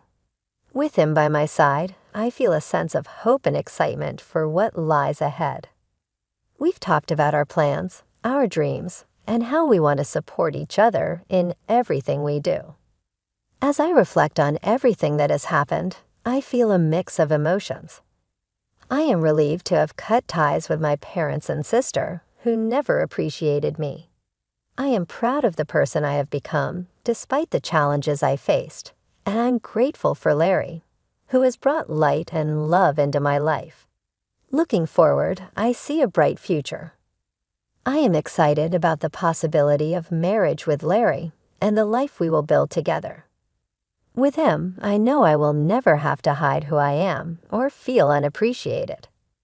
Our love and partnership are based on honesty and mutual support, and I can't wait to see what the future holds for us.